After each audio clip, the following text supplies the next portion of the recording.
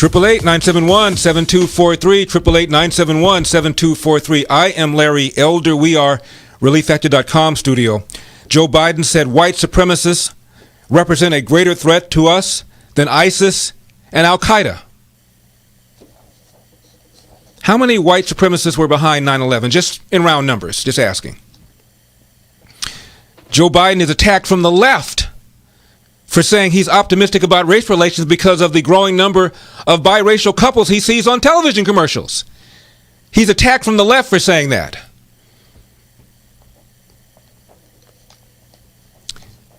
Major League Baseball facing a $100 million federal lawsuit for pulling the All-Star game out of Georgia, largely because of the comments that Stacey Abrams made about the Georgia election law, speaking of whom, she's now signed her second book deal. Losing the gubernatorial election has been very, very good for Stacey Abrams. I'm not sure she's going to clear that 5.2 that Andrew Cuomo is going to clear regarding his book. But hey, that's New York, right? Who buys these books? Who reads them after they buy them?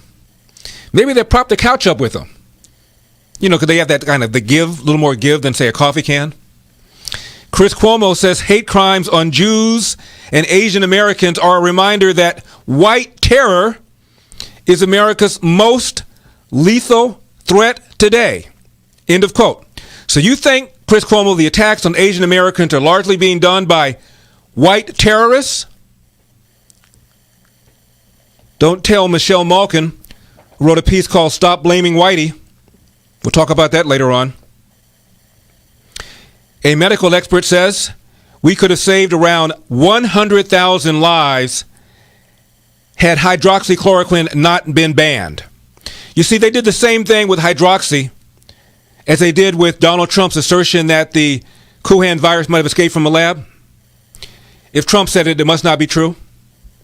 So as soon as Trump touted hydroxychloroquine, immediately they pounced. Never mind, doctors have been using it for years in Italy.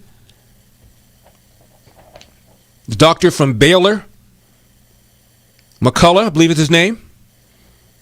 Long free interview posted about him on salemnow.com.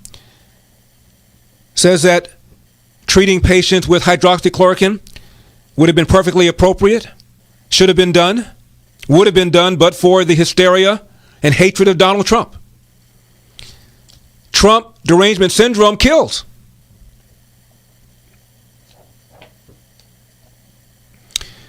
New York Times has been covering, of course, the war between Hamas and Israel.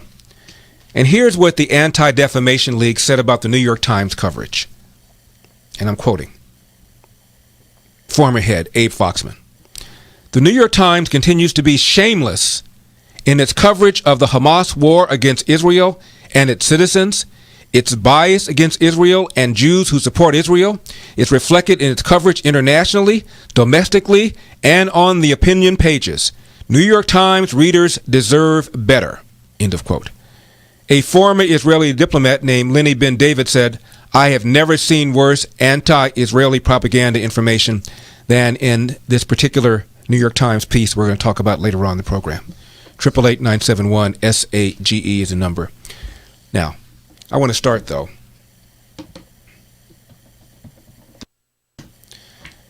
with this condescending statement that Joe Biden made yesterday. Listen to this. The data shows young black entrepreneurs are just as capable of succeeding given the chance as white entrepreneurs are.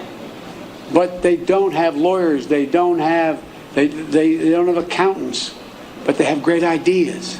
Does anyone doubt this whole nation would be better off from the investments those people make? And I promise you, that's why I set up this National Small Business Administration that's much broader, because they're going to get those loans.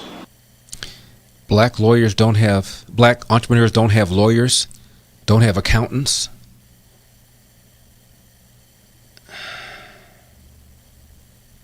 The data shows young black entrepreneurs are just as capable of succeeding given the chance as white entrepreneurs are. But they don't have lawyers, they don't have accountants. The reason we don't have more black entrepreneurs is because they don't have lawyers, they don't have accountants?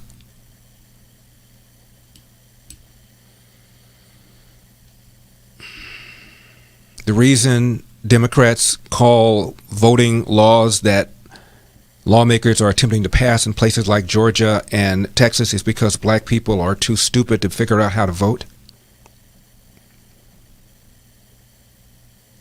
I was watching CNN, so you don't have to. And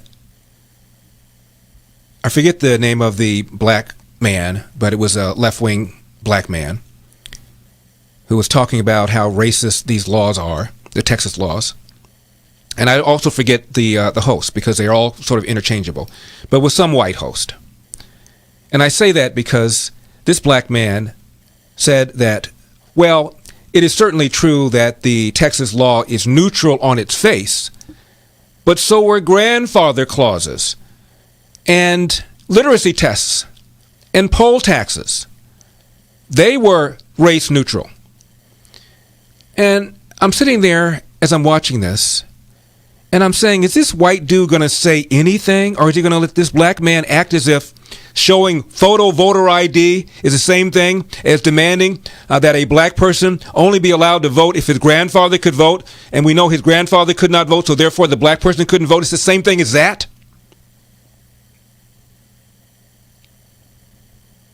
Making sure that you are who you are is the same thing as requiring a literacy test? And this white host said nothing. Now, as you know, I watch a lot of CNN and MSNBC, so you don't have to. And I've seen this phenomenon over and over and over again where some black person says the most ignorant, stupid, offensive thing, comparing grandfather clauses and literacy tests and poll taxes to showing voter ID issued for free if you don't have it. And the white guy says nothing. He doesn't say, well, I don't know, I'm not black, but I got to feel that, in the 50s and the 40s, telling a black person you can only vote if your grandfather could vote when your grandfather couldn't vote, and telling a black person you got to come up with a poll tax when they know he's broke, and telling a black person who can't read or write he has to have a literacy test. It just seems to me that would be a little more severe than saying that you have to show voter ID. But what do I know? Not even that. Not even that. Just sit there and just hear this. Reminds me of an interview once I saw with P. Diddy or Puff Daddy or whatever he calls himself now. And Bill Hemmer of Fox News interviewed him. And Puff Daddy or P. Diddy or whatever he calls himself said, I'm a disenfranchised voter. And Hemmer said, excuse me? He said, I'm a disenfranchised voter. And he says, you mean someone stopped you from voting? No. I just haven't registered. I haven't been motivated. So I'm a disenfranchised voter. And you could tell Hemmer was saying, well, dude, to himself, that's not what disenfranchised means. But he didn't say anything. Because that would be offensive. That would be racist. That would be insensitive. That would be not understanding the plight of the black man. Now we come back. I want to talk a little bit more about the condescending thing that Joe Biden said about black entrepreneurs. And the condescending thing that John Conyers, the longtime black congressman from the Detroit area, said about why a certain area in Detroit was impoverished. He said it was racism. I'm Larry Elder.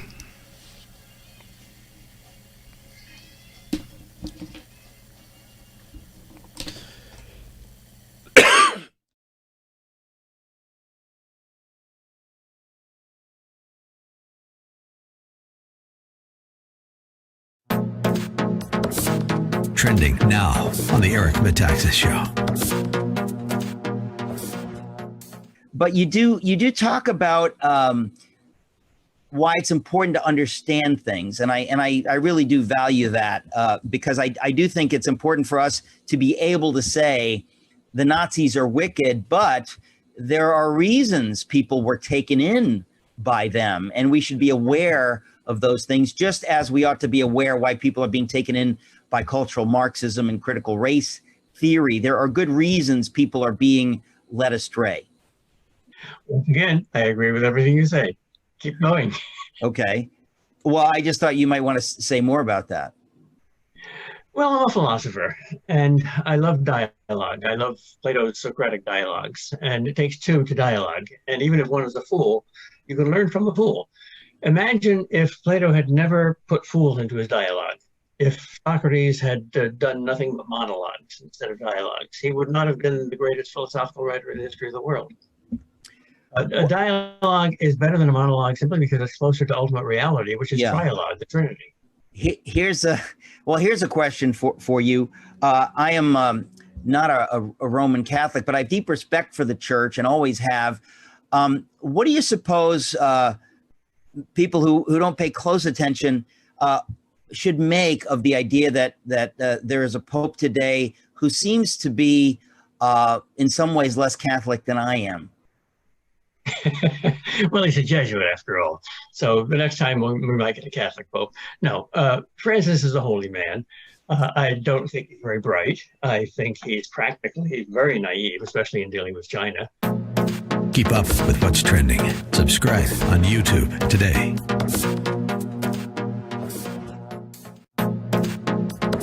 Trending now on The Mike Gallagher Show.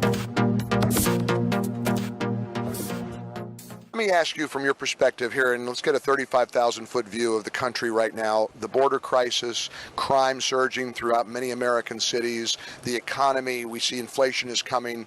Are these failed Democrat Party policies going to be acknowledged by the American people? And are they teeing it up for us to have a big victory in the midterm and beyond? Well, I'm hearing from what I call the wedge group, the people that really don't pay much attention. People are starting to pay attention far earlier. Normally they wait till right before the general election in that wedge group. People are aware, they see it. Inflation, that affects you. The cost of gas at the pump, that affects you. The cost of electricity, that affects you. Food, everything else, that is real. They may not feel the border crisis just yet, but if this keeps going, they'll feel that too. I think crime. People are feeling crime. Yeah, crime, the defund police. That's an 80-20 issue, probably 85-15 issue where people around the country are like, that is the nuttiest thing we've ever heard. Radicals in Congress, radicals want that. So I think they're teeing it up. We have to deliver. We have to make very clear what we're going to do, whether it's on crime, immigration, inflation, jobs in the economy, COVID, regulation, all of those things that we are good at, that people trust us at. We have to remind them of that. One of the big questions that Republicans are asking themselves is, how does the party look with Donald Trump in the mix? President Trump is about to start these rallies again. Every day I hear from caller after caller saying, boy, we miss him. He was right, possibly, about the Wuhan lab. You know, I'm old enough to remember when he was questioning where the virus came from, and they mocked him and they denigrated him. Keep up with what's trending. Subscribe on YouTube and at rumble.com.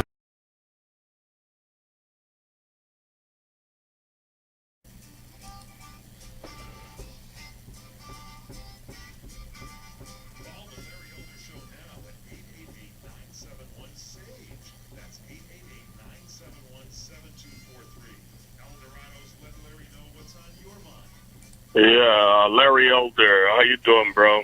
Hey, I respect your show, man, but I just can't go along with you with what you say all the time. You know, our people have suffered a tremendous loss. Our people, our black people, have suffered, and for somebody to sit up there and say that black people don't get harassed as much.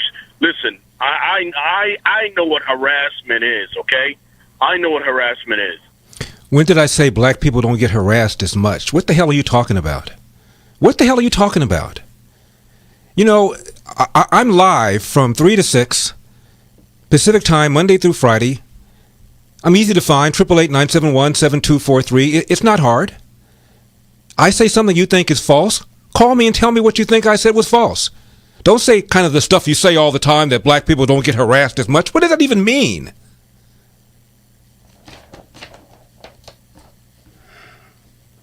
It's just this unfocused anger that the left has gotten black people to engage in. It really is fascinating. I'm going to read you an excerpt from a guy named Jason Johnson. He's a pundit on MSNBC Hee Haw, which I watch so you don't have to. And he was complaining about what Joe Biden said about how optimistic he is about race relations because Joe Biden says he sees a growing number of biracial couples on television commercials. And this black left-wing critic teed off. Psychobabble stuff about what he thinks people are seeing when they see people and what white people are thinking and what black people are thinking.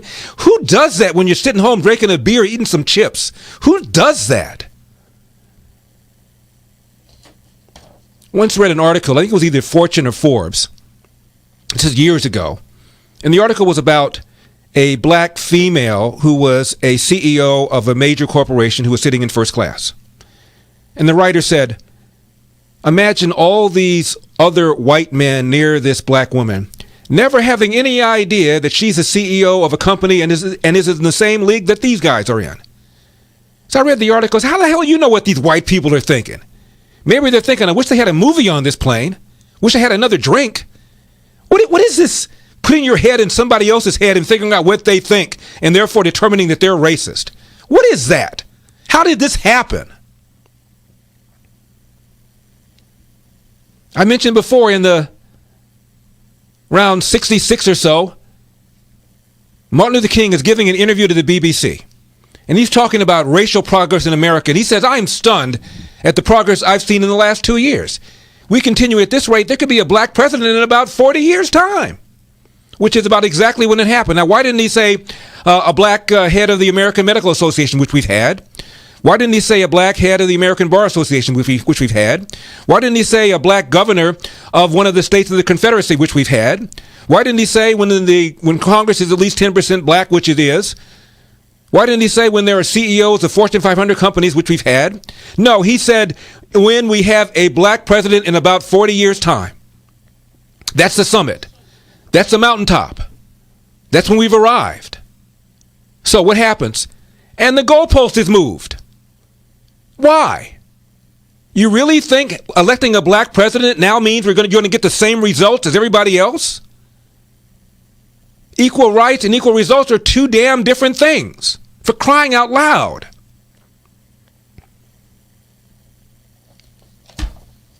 I'll get back to all that in just a second. Now, talk about time flying. We've already are in the final 2 weeks of my annual campaign to send children and prisoners to Angel Tree Camp. And due to the Memorial Day holiday, we're already at Wednesday of this next to last week.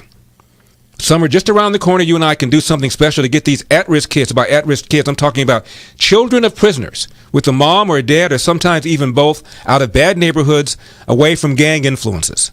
And camp can really turn a kid's life around. Think about when you went to camp. A kid like Delton, who was once a camper, but this year he's returning as a counselor at an Angel Tree summer camp. We wake up, we have breakfast, and then we usually play some games. And then if we're older, we might have like a Bible study before worship. We worship till lunch, and it's a blast, Everybody's jumping, we're singing. After lunch, we didn't have like free time. We do crafts, we go swimming, we do all that stuff, all that fun stuff. I love camp. That's how I want to keep coming back. So please go to my website, LarryElder.com. You'll see the Angel Tree Camp banner at the very top. Or you can phone in your donation, 888-206-2763, 888-206-2763. You have the power to turn around the lives of children just like Delton by sending them to an Angel Tree Camp this summer. Your gift of just $200 sends a deserving boy or girl to camp for a full week. LarryElder.com, Angel Tree Camp banner at the very top, or phone it in. 888-206-2763, 888-206-2763. I visited an Angel Tree summer camp. It is a safe place for kids of prisoners to experience the great outdoors, make new friends who are in a similar situation, and many kids at Angel Tree Camp step forward to receive Jesus as their Lord and Savior, and many of them return years later to become counselors themselves, just as Delton has. Please go to my website, LarryElder.com. Click on the Angel Tree Camp banner at the very top, or you can phone it in, 888-206-2763, 888-206-2763. The data shows young black entrepreneurs are just as capable of succeeding given the chance as white entrepreneurs are. The data shows. What the hell does that even mean? You need data to prove that this entrepreneur is every bit as good as this entrepreneur. Data shows, wow, shocking, breakthrough. Data shows black people are capable. How condescending is this?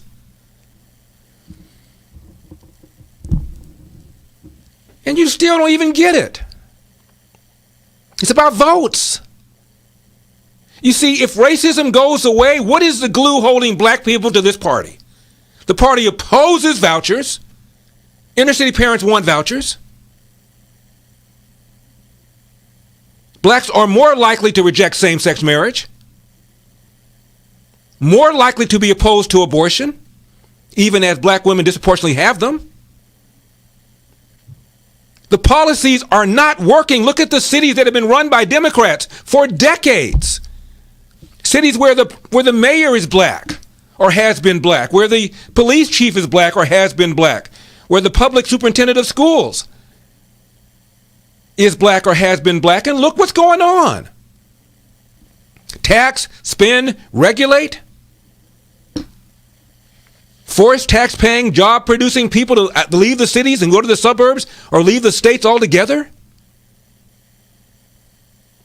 Ridiculous pensions that you're paying to people, knowing full well after you grant them these raises, you're out of office, and when the bill comes due, you'll be long gone and retired, and taxpayers won't be angry at you anymore. It's ridiculous. But let's blame systemic racism. Now, there was a very, very interesting article called 8 Mile Misery in the Orlando Sentinel about this bad area of Detroit called 8 Mile versus an area adjacent to it, which is a thriving area. Why the difference? Back in a second. You're listening to the Larry Elder Show.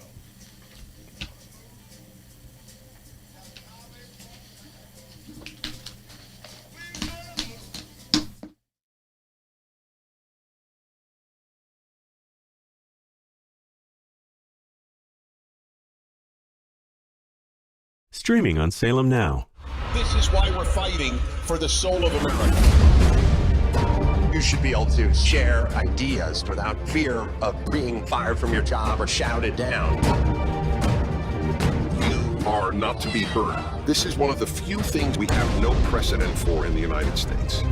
You have the right to remain silent.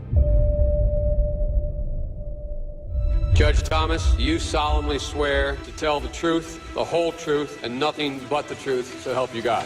I did. I was under a constant attack. You're not really black because you're not doing what we expect black people to do. We know exactly what's going on here. This is the wrong black guy. He has to be destroyed. So you'd still like to serve on the Supreme Court? I'd rather die than withdraw from the process. Stream on your phone, tablet, or TV. Look for Salem Now in the App Store or go to salemnow.com. Trending now on The Hugh Hewitt Show. Those are the two biggest indicators of recovery, in my view: housing and employment. Yeah, unemployment's what, Lisa? 4.6, 4.7, Wow. 4.7. You know, as far as housing, the thing that we hear all the time from people we know, from friends, just from talking around the state, is housing markets in most parts of Ohio are just really hot. I mean, they're crazy hot. You know, somebody wants to go buy a house. A young man that works for me tried to buy a house, and he said he bid. It's a bid. They're starting to bid on it. You know, he said I bid $10,000 more than the asking price. He said they laughed at me. So it's, you know, it's that's one of the things that certainly you see going on today. 4.6%. That's the job shortage. When you ran for governor, what was the unemployment? Because we've been through a pandemic. I actually thought it would be about 7 to 8%. No, it's you know, I don't know what it was, you know, on election day, but when we went into this pandemic, it was almost identical to what it is now.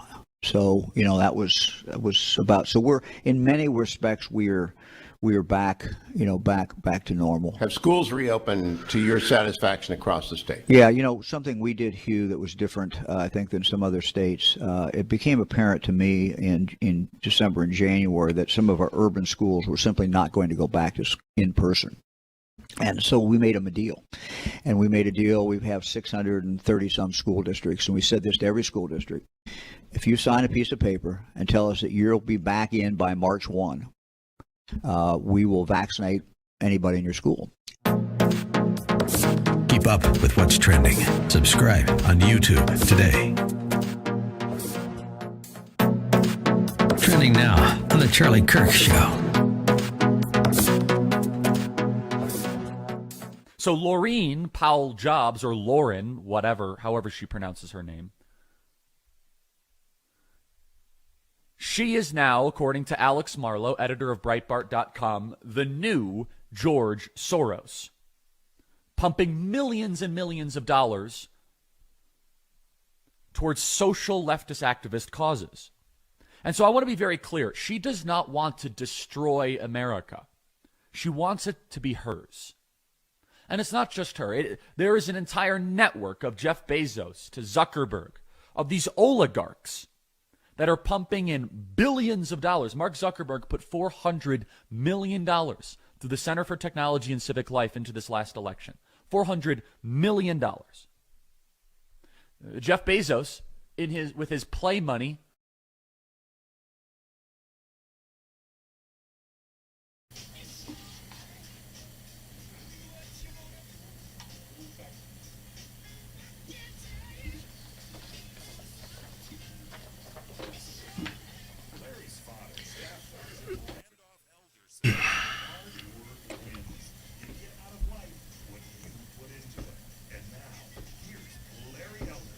Hi, Larry. This is John from Phoenix, Arizona. I was an assignment editor for more than 25 years at a competitive TV station opposite of Kari Lake. I applaud her for standing up. I had to get out of the business full-time 40 years ago, still do a little bit of radio. But we could talk for hours on how the journalism community has become absolutely embarrassing. Thank you, Larry. 888-971-SAGE, 888-971-7243. I am Larry Elder. We are ReliefFactor.com studio. In case you don't know Kari Lake, she was a longtime anchor of a top station in Phoenix. Extremely popular, extremely well regarded. But she became disillusioned with what she was doing, particularly in the era of Trump, when she found that the news was increasingly, in her opinion, left-wing, slanted, even propaganda. So she got out of the business at the top of her game and has just announced her intention to run for governor of Arizona. We're going to talk to her in the third hour of the show today, so stick around for that. Also, in the second hour, we're going to talk to the executive producer of the documentary, excerpt from which I played you yesterday, called The Streets Were My Father. So stick around for those two interviews. 888-971-SAGE, 888-971-7243. And I want to get back to what this gentleman said. Yeah, Larry Elder, how you doing, bro? Hey, I respect your show, man, but I just can't go along with you with what you say all the time. Our people have suffered a tremendous loss. Our people, our black people, have suffered, and for somebody to sit up there and say that black people don't get harassed as much. Listen, I know what harassment is, okay? I know what harassment is. Okay. Years ago, one of my friends who became one of my best friends, his name is Artie, he's Jewish, which is relevant in a second, said to me when we were talking about this kind of stuff, he said, "Why are you so hard on black people?" I said, "Artie, if 70% of Jewish kids enter the world without a father married to the mother, if there was a 50% dropout rate among urban Jewish high schools, if 25% of young Jewish men living in the city had criminal records, by that I mean either having been arrested, in jail, on parole, or on probation, and the so-called Jewish leaders were blaming all of this on the Holocaust, how would you feel?" He said, "I would be outraged."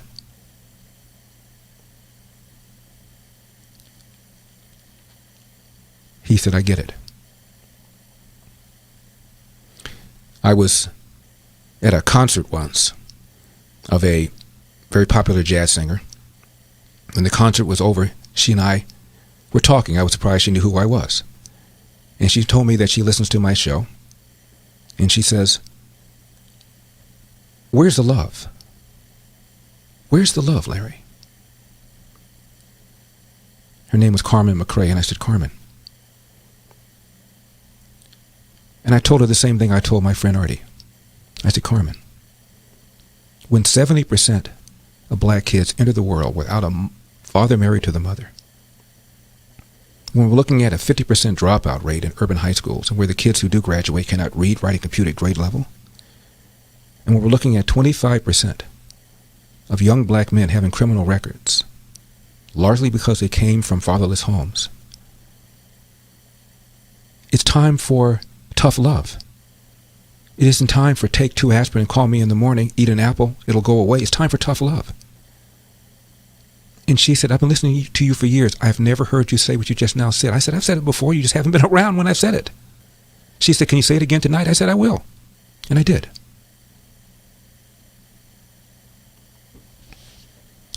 Now, there's a piece in the Orlando Sentinel. It came out in 2002, December 15.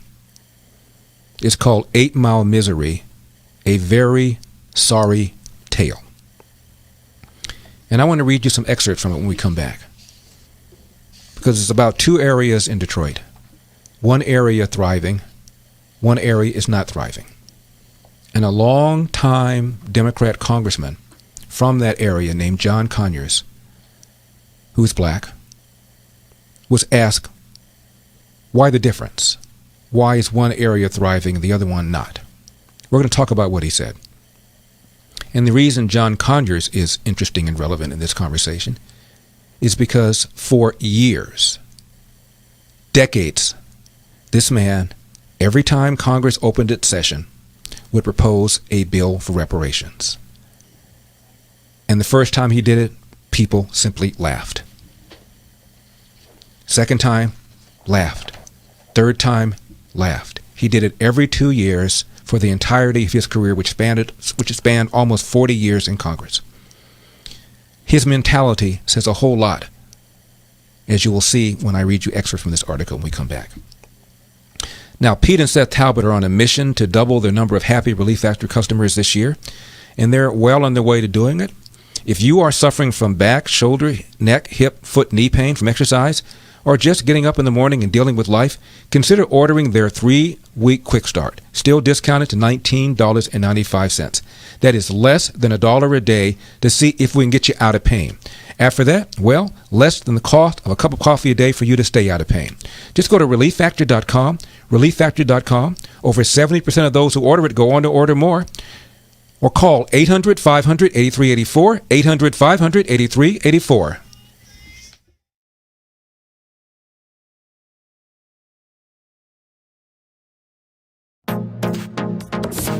Trending now on the Dennis Prager Show.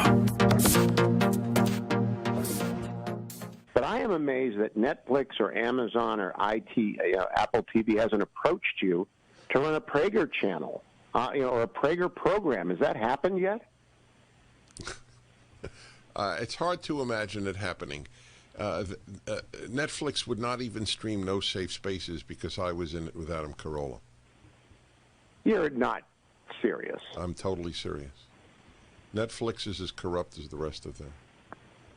That's nuts. I mean, just from a value perspective for the investor. True believers don't care about money. Leftism is a religion. Would a Catholic change his view on abortion for a sum of money? No. Would a leftist change for a sum of money? No. Yes.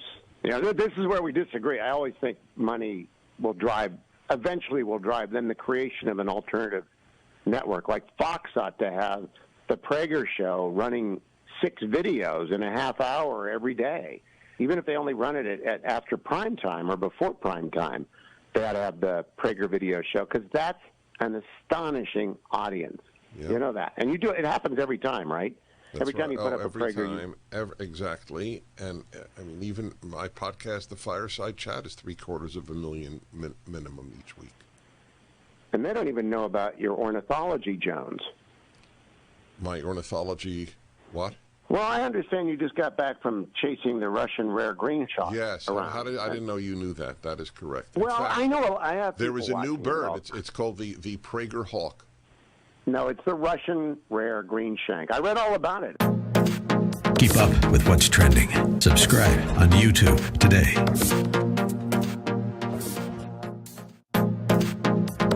Trending now on The Mike Gallagher Show.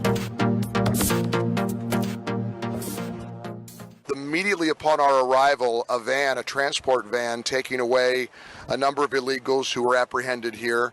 Of course, to a guy like me who just hears about the border for the most part through the prism of the media, that's kind of a jarring thing to see. But for those who are living this here at Yuma, as I look across this little river and see Mexico, this is an everyday occurrence. This is happening all the time, huh?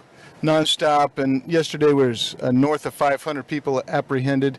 That's not counting the unknowns and the known getaways. And since I've been down here today, maybe 2.5 hours now, that's the second van I've seen taking people away. And you know, that's a normal occurrence, as you say. Keep up with what's trending. Subscribe on YouTube and at rumble.com. Trending now on The Hugh Hewitt Show. You've been a congressman, and now you're...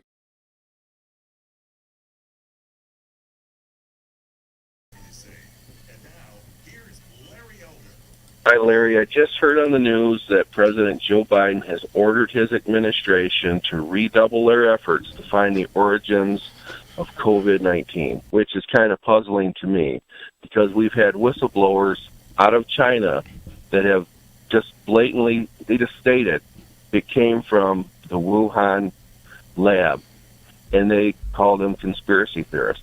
If they're going to redouble their effort, what are they going to do? Call them a conspiracy theorist twice? I don't understand. Have a good day, Larry. 888-971-SAGE, 888-971-7243. I am Larry Elder. We are ReliefFactor.com studio. A social media post has gone viral. Black man with his young daughter opposing critical race theory. We're going to play that for you later on. Also, students signed a fake petition to cancel Memorial Day over American imperialism. Another video put together by Campus Reform. We're going to have that for you later on as well.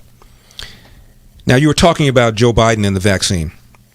Joe Biden yesterday in his speech said that he's going to make vaccines available in barbershops and beauty parlors for black people because, well, barbers and beauticians are key advocates in the pursuit of making sure that people are vaccinated. I would imagine next he's going to ask Hispanic gardeners to make sure that Hispanics are given their vaccine, and maybe Asian Americans that work in the nail salon business ought to be able to, you know.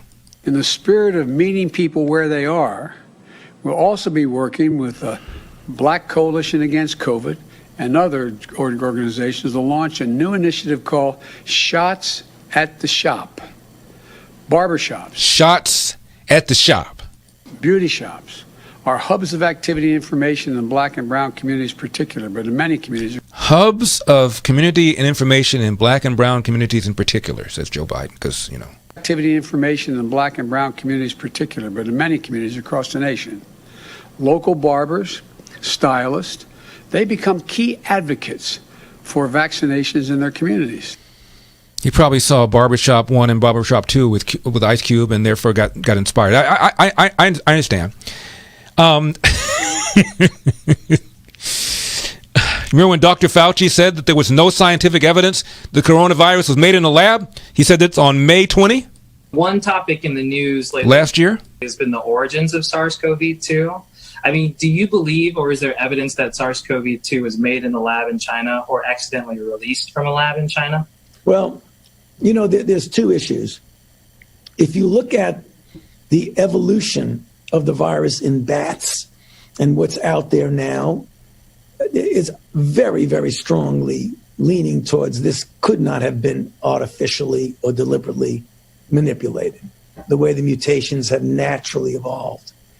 A number of very qualified evolutionary biologists have said that everything about the stepwise evolution over time strongly indicates that it evolved in nature and then jumped species. No scientific evidence that the coronavirus was made in a lab. That was Dr. Fauci, May of last year. Here is ABC's Jonathan Karl, about whom I'll say something in a second, yesterday. And yes, I think a lot of people have egg on their face. This was an idea that was first put forward by Mike Pompeo, Secretary of State, Donald Trump. And look, some things may be true even if Donald Trump said them. And some things may. And we're not saying they are. But there's a remote possibility, an off chance, a scintilla of a possibility that just because Donald Trump says something, it may not be wrong. I'm not saying that happens a lot. But I am saying that every now and then Donald Trump says something and you can say, you know what? That might possibly, perhaps, be accurate. And there was, because Trump was saying so much else that was just out of control, and because he was, making a frankly racist. We couldn't keep up with it. He was saying so many things, and some of the things he was saying were racist. And once you say something is racist, then we're just done. We can't think anymore. Making a frankly racist appeal, talking about Kung Flu and the China virus. Racist appeal. Can I just stop there? By the way, this is Jonathan Karl, ABC News. You guys don't watch him. I do it, so you don't have to. I interviewed him a few years ago. He came on my radio show for a different reason. And I said, Jonathan, in 2012, when Mitt Romney was running, you said an auto mechanic making $75,000 or less pays a higher effective federal income tax rate than Mitt Romney. And he said, yeah. And I said, that is just flat out not true. If you're comparing apples to apples, a auto mechanic who's married, as was Trump, an auto mechanic who has children, as does Trump, an auto mechanic who has a home, as does Trump, and takes the normal deductions for all of the above, the auto mechanic's federal effective income tax rate is much lower than Trump's. Are you going to correct that? And he said, well, I'll look and I'll get back to you. Never did. So this is Jonathan Karl now lecturing the media on getting things right. When what he said about Mitt Romney's taxes really, really hurt Romney, as did the lie that Harry Reid told on the floor of the Senate when he said, the word is out. Romney hasn't paid taxes in 10 years. Let him prove it, because he hasn't. So here's Jonathan Karl now lecturing the media on how they shouldn't have dismissed everything that Donald Trump said. And yes, I think a lot of people have egg on their face. This was an idea that was first put forward by Mike Pompeo, Secretary of State, Donald Trump. And look, some things may be true even if Donald Trump said them. A lot of people have egg on their face. One of the biggest tragedies ever to befall the human species. This virus escapes from a lab, kills 600,000 Americans so far, 3.5 million people worldwide so far, and a lot of people, quote, have egg on their face?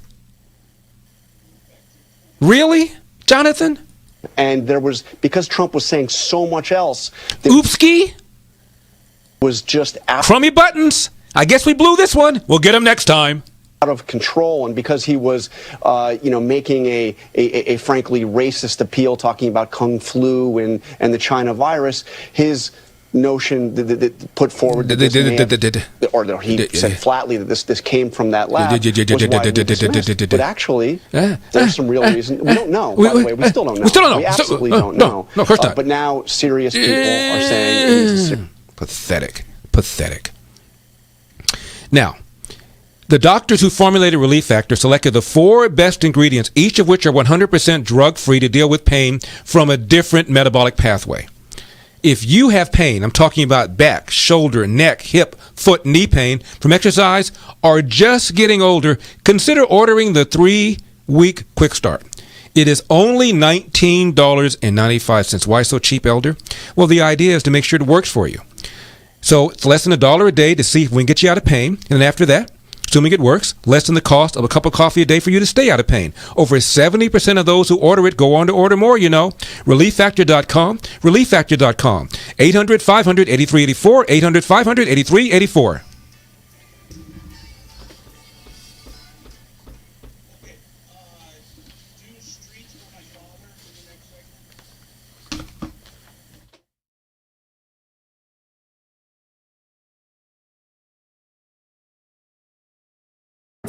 Trending now on the Mike Gallagher Show.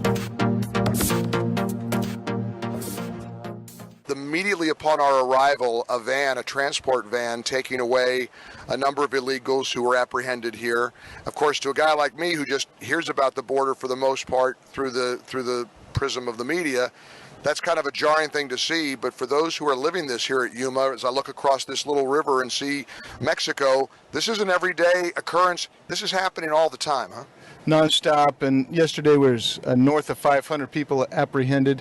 That's not counting the unknowns and the known getaways. And since I've been down here today, maybe 2.5 hours now, that's the second van I've seen taking people away.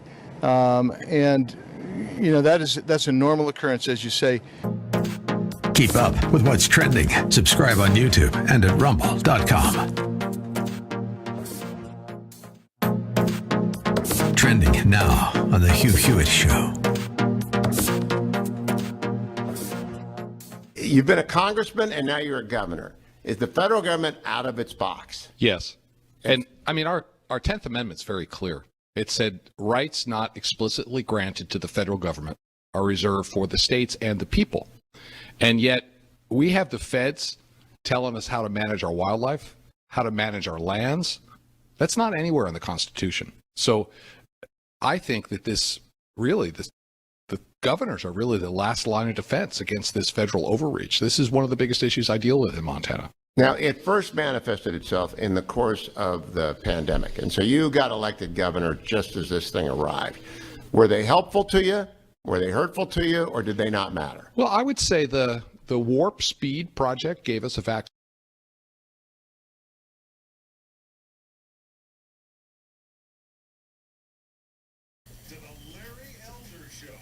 Hey, Larry, I was thinking about how Trump is supposedly a racist now that he's a conservative.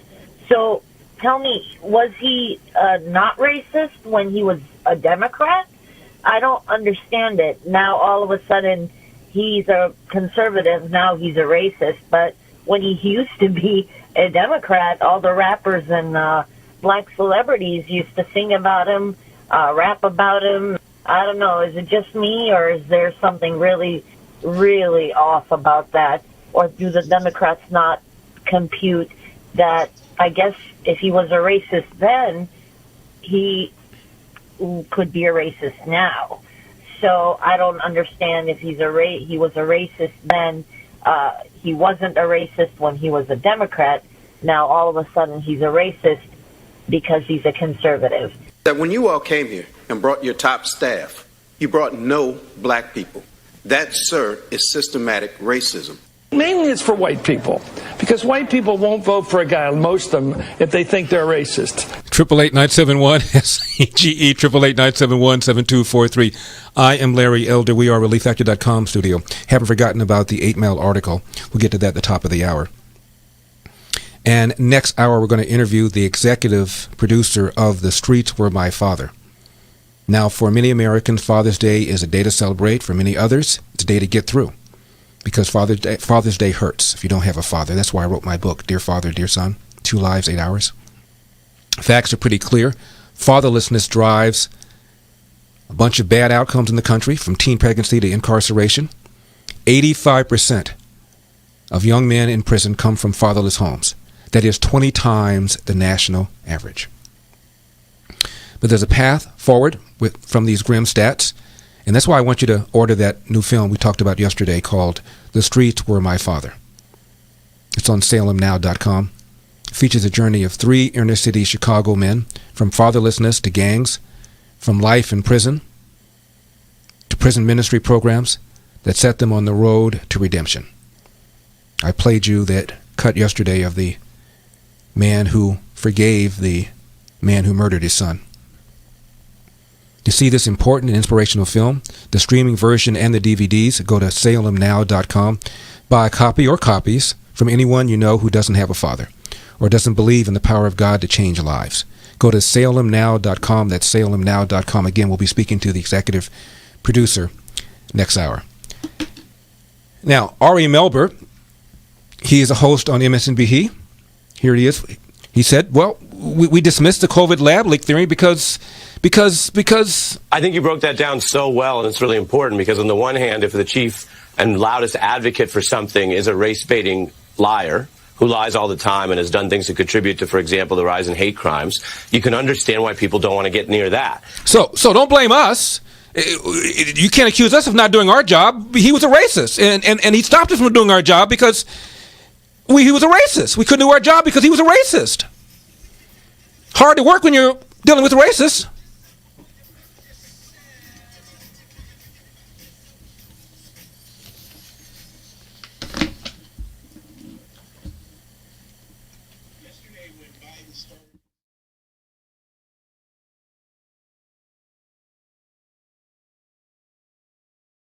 You're telling me that the wealthiest societies have the most suicides. I can guess why that is. Why do you think it is? Well, they're not happy. The two strongest indicators of happiness are smiles and the lack of suicides. There's an organization, I think it's sponsored by the United Nations, called the Global Happiness Project, which awards some sort of plaudit to the 5 countries which are supposedly the happiest and warnings to the 5 countries that are unhappiest. And the last version of this designated 5 countries in sub-Saharan Africa as the least happy countries in the world, and the 5 Scandinavian countries as the most happy countries in the world. I thought it was a joke, because even an infant who can't talk knows that a smile is the surest indication of happiness, and Africans smile the most and Scandinavians the least. The other indication is suicide. If you commit suicide, you're certainly not happy. And of course, we speak of those smiling Scandinavians and those dour Africans all the time. Isn't that interesting? I mean, my guess, I have to throw this out and see if you would concur, would be that only wealthy countries have the luxury of thinking about their situation. They've got a lot of leisure time, and I've never pronounced it leisure before, forgive me, leisure time. I'm going to interrupt you here and disagree with you. I don't think that's true. Okay. I think that's, you're not a snob, certainly, but that's a snobbish thing to say. Only the rich and educated are self-aware and thoughtful. I find primitives in many ways much more thoughtful. Keep up with what's trending. Subscribe on YouTube today.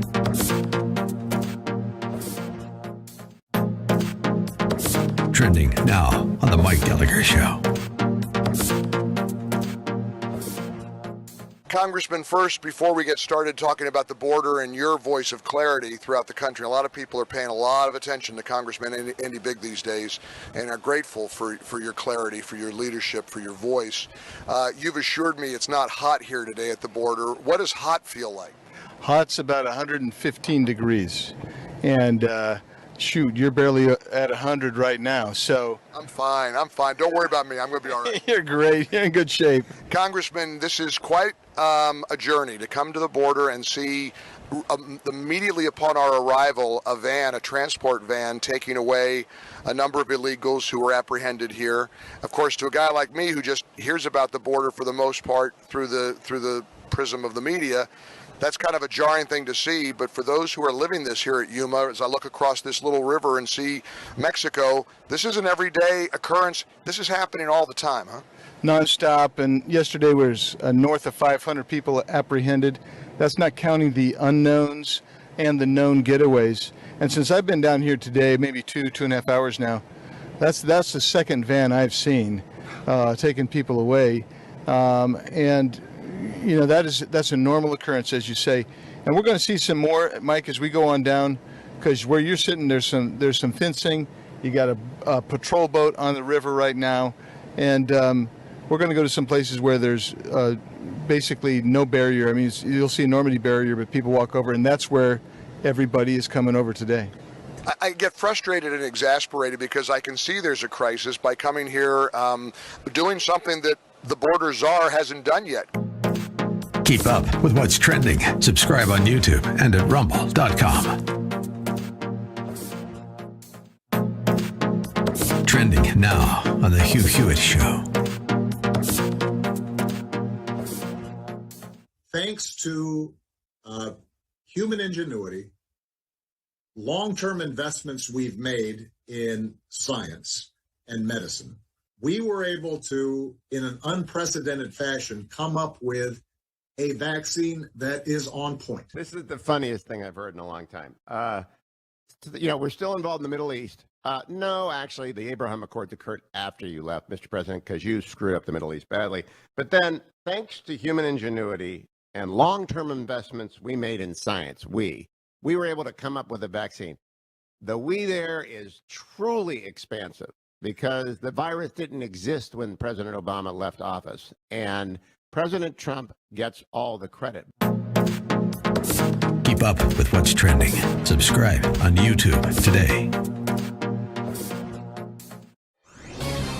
This is Albert Mogler for Townhall.com. The Supreme Court announced last week that it would hear an abortion case coming from the state of Mississippi. The case is Dobbs v. Jackson Women's Health Organization. The infamous abortion clinic in Jackson, Mississippi, is challenging legislation that makes abortion illegal after the 15th week of a woman's term. If the law is upheld, lives would be saved.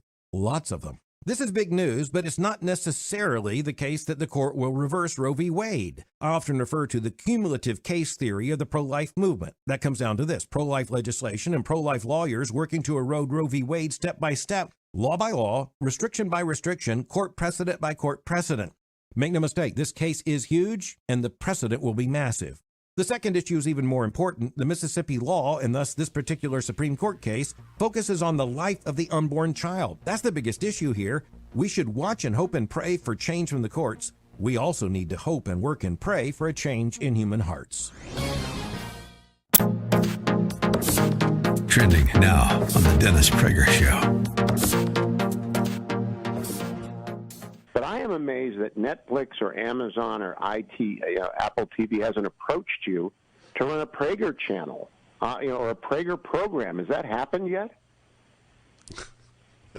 It's hard to imagine it happening.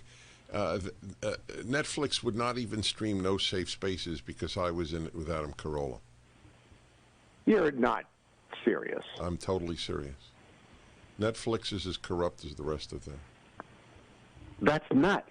I mean, just from a value perspective from the investor. True believers don't care about money. Leftism is a religion. Would a Catholic change his view on abortion for a sum of money? No. Keep up with what's trending. Subscribe on YouTube today.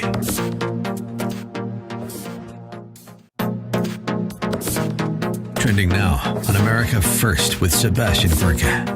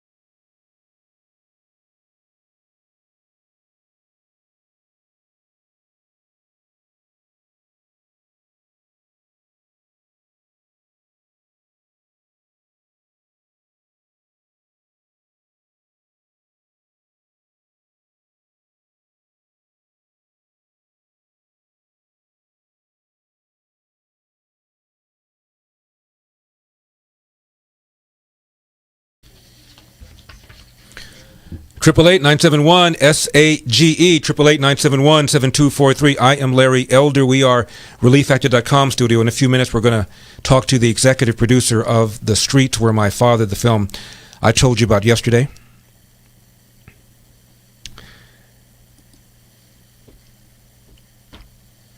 I'm going to be on the Hannity Show around 6:45 p.m. this evening with Leo Terrell talking about this video that went viral. Listen to this. Daddy teaches you can be anything in this world that you want to be, right? Don't Daddy teach you that? Yeah, and it doesn't matter if you're black or white or any color. Doesn't matter if you're black, white, brown, yellow. Right? Black. And how we treat people is based on who they are and not what color they are. And if they're nice and smart.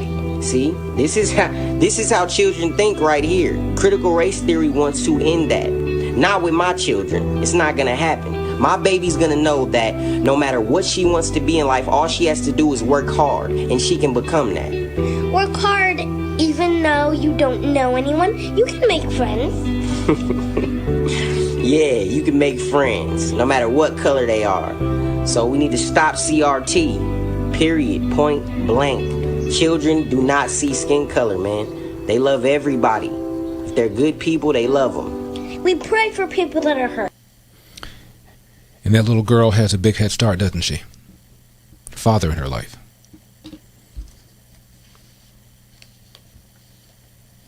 The Streets Were My Father. As I mentioned, it's about 3 men from Chicago, each of whom committed serious crime, up to and including murder. Did hard time, long time in prison. And this man explains why he joined a gang. In my teen years, I pretty much joined a gang, and I clung to that. And what attracted me to the gang was actually just the unity. We all had something in common. A lot of us were miserable. We had no fathers in our lives, and so it's like a pack of dogs. We hung together and we clung together, or cling together, I should say. I'll tell you one thing. When I joined the gang already was there, and the gang already had its problems, and it's like I inherited its problems. All the beef that we had with other gangs, I can't even tell you why. I just joined it. And it seemed like now I'm in this gang, so it's kind of like guilty by association. So if they see me, they're gonna try to get me, and vice versa. So, that's the funny thing about gangs. It's like no one knows why they're truly fighting.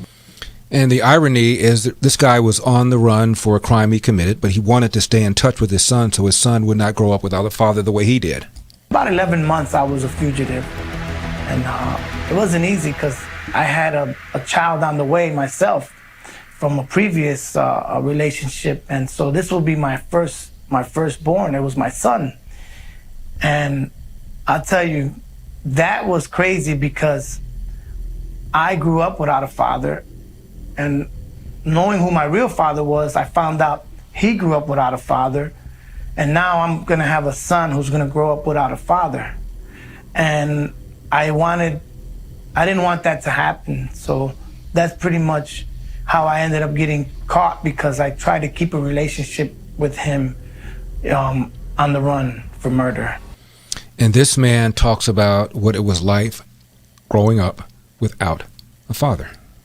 Through my life of not having a father, God became my father.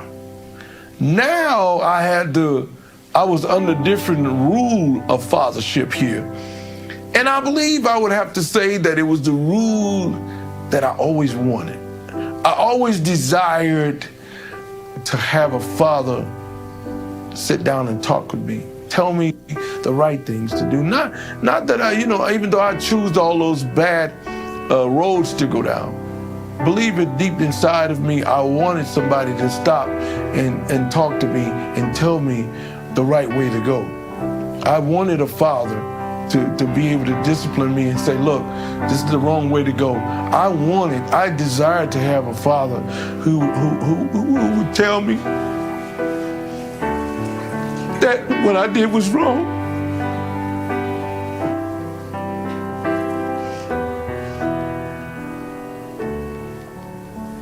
Excuse me.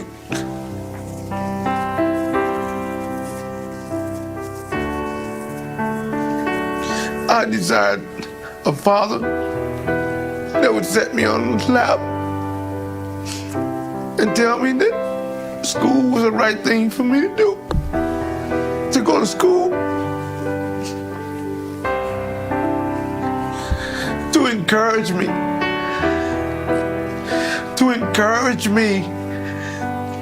to go to school, to be something. But I didn't have it.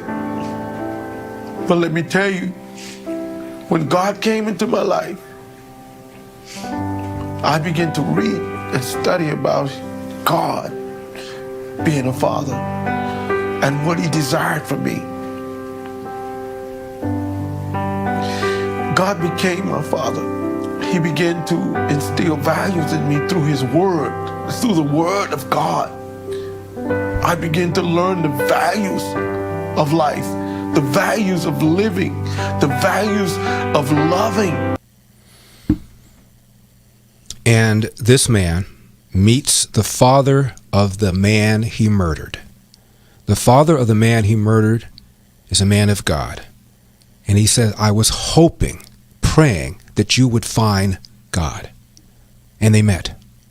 He set up a meeting where we met at Midwest Church with Pastor David, and his family met me and my wife. I honor your courage and your humbleness, and I really thank God for this moment. I was praying for years that you would get saved. Hallelujah. Proud of your prayers. And hallelujah. I was hoping that one of these days I would meet you. Amen. You know, just like this, like we're meeting right now.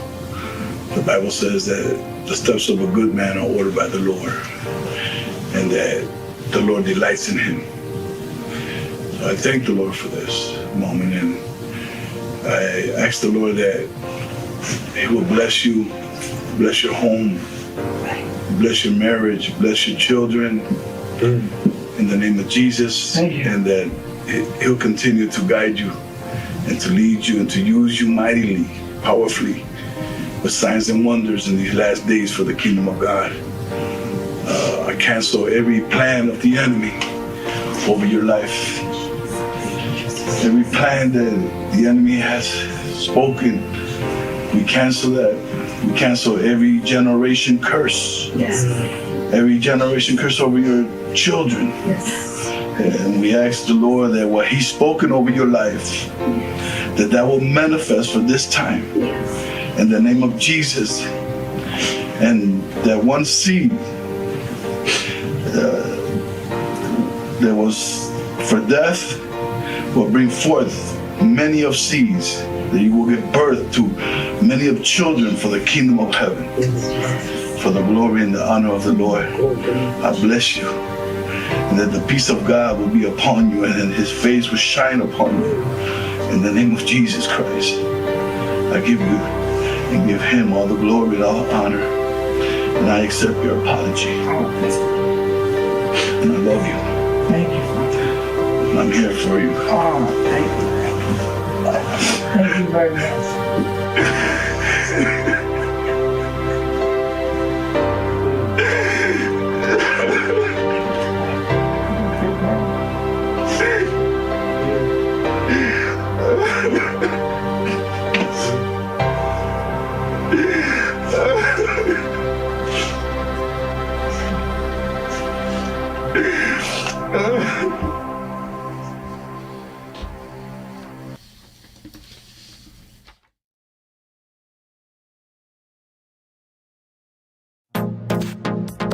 Trending now on the Mike Gallagher Show. Congressman, first, before we get started talking about the border and your voice of clarity throughout the country, a lot of people are paying a lot of attention to Congressman Andy Bigg these days and are grateful for your clarity, for your leadership, for your voice. You've assured me it's not hot here today at the border. What does hot feel like? Hot's about 115 degrees.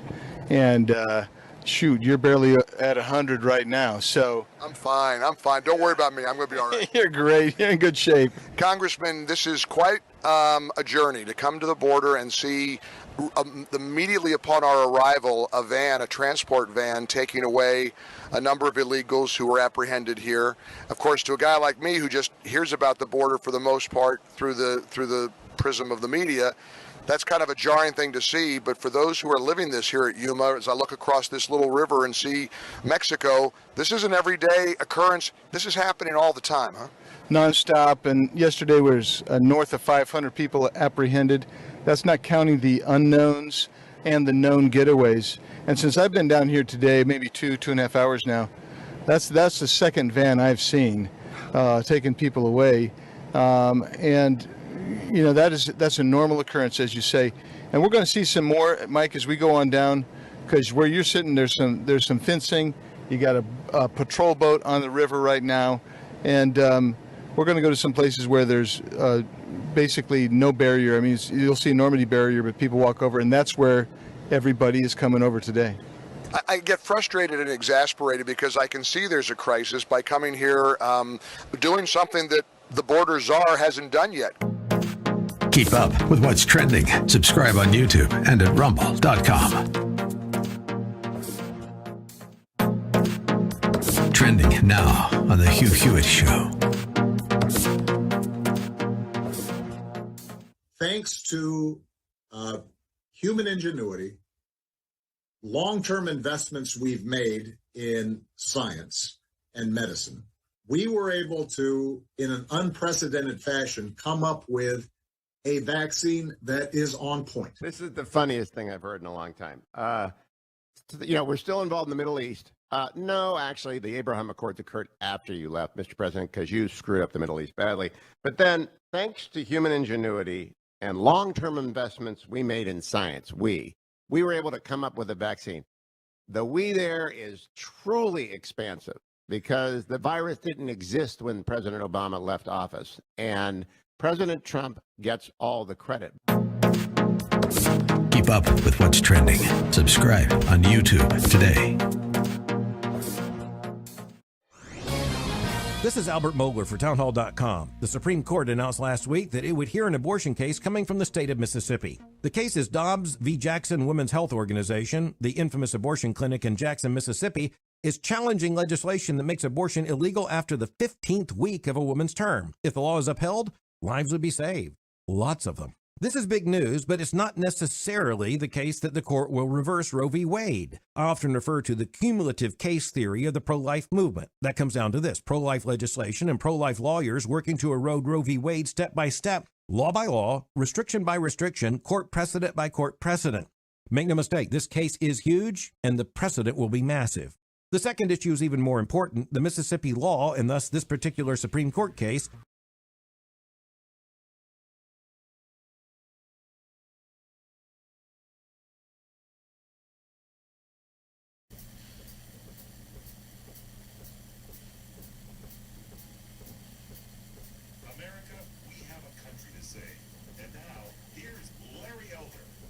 Well, it starts in the home. You know, if the father's not in the home, the boy will find the father in the streets. Yeah, I saw it in my generation and every generation before me and everyone since. It starts in the home.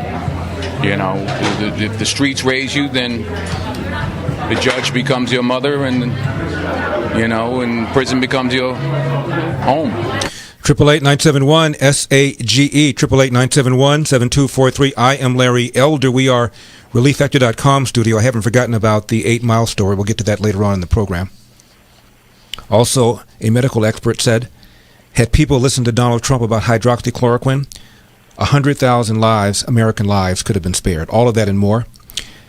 My guest is the executive producer of the extraordinary documentary I've been talking to you about for the last couple of days. He's host and founder of Our American Stories. It's a national storytelling show, now heard over 320 affiliates nationwide, a couple hours a night, is the fastest growing syndicated show in the nation. He's also an essayist for Newsweek and a graduate of University of Virginia School of Law. Please welcome to the program, executive producer of The Streets Were My Father, Lee Habib. Thanks for having me on, Larry. It's my pleasure, Lee.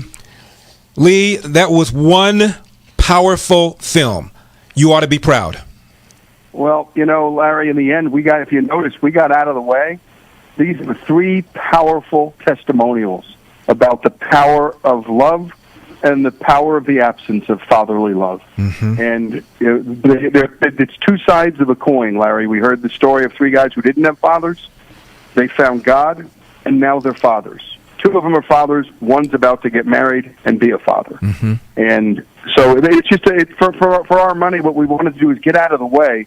There's been so much talk about fatherlessness. We wanted to hear about a solution to fatherlessness, which in the end, for many people who are Christians, the ministry work we do in prisons leads to these real-life changes and remarkable and radical changes in people's lives. And the media just doesn't cover it. And no one seems to be interested in the hope that can come from hopelessness. Lee, I don't know if you recall a sitcom that came out in the late 80s, early 90s called The Wonder Years. And it was about a blue-collar family. Father had 2 sons, a very nice, warm, kind of Leave It to Beaver, although a little more juice. And I loved it because it reminded me of the household where I grew up. The homes looked similar, the streets looked similar. And I years later, met the wife of the husband of the mother of the series. Her name is Allie Mills. Her husband is Orson Bean. And Orson and I became friends. And Orson told me that he and Allie were at a mall, primarily a black mall, and all these little black kids were coming up to her. And he said he was shocked because The Wonder Years is, he said, a white bread kind of show, and all these white kids were coming up to his wife and telling her how much they loved the show. And I said, Orson, you don't get it. These are kids that don't have a mother and a father in the house. This is what they want. This is what they were aspiring to. And he said, and a light went on in his head. He didn't even realize this is what people want, Lee. Yeah, it's what they crave for. And if you're in the film towards the end, and I urge everybody to watch it because you're going to truly meet 3 men who you would have been under all circumstances thought you could not love. And you're going to fall in love with these 3 men.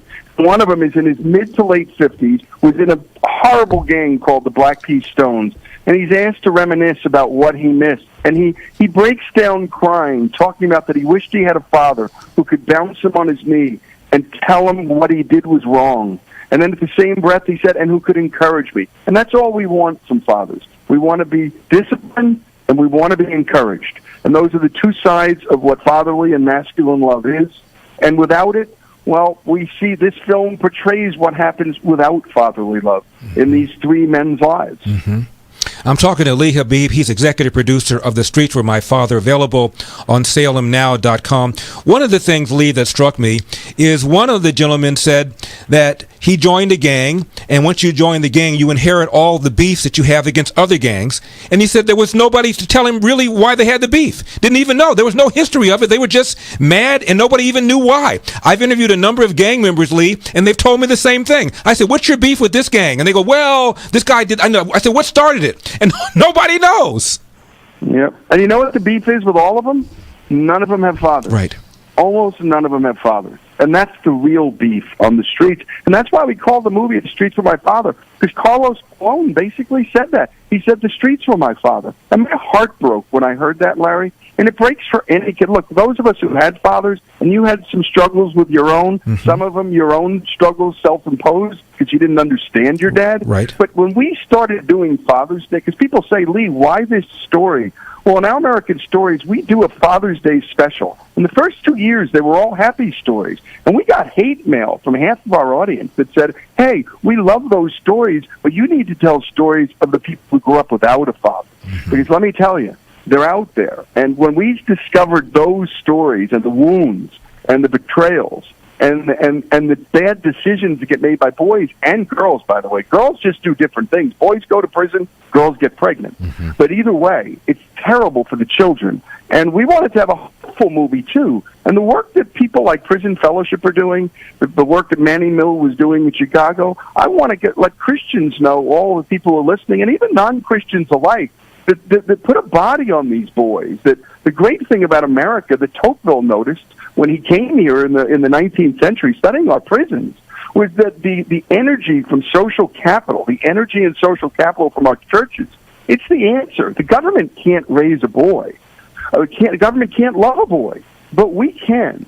And the churches can. And it's sort of a call to arms to let folks know, if you're a little bored in your church, my goodness, look at what one man did for all, not just these 3 men, Larry, but for hundreds in Chicago, changed hundreds of men's lives. Again, the film is called The Streets Were My Father, A Story of Hopelessness and Redemption. It's up on salemnow.com. Lee, what about people who are not believers, who don't believe in God? How do they turn their lives around? Well, Larry, that's a great question. And many turn their lives around without the belief in God.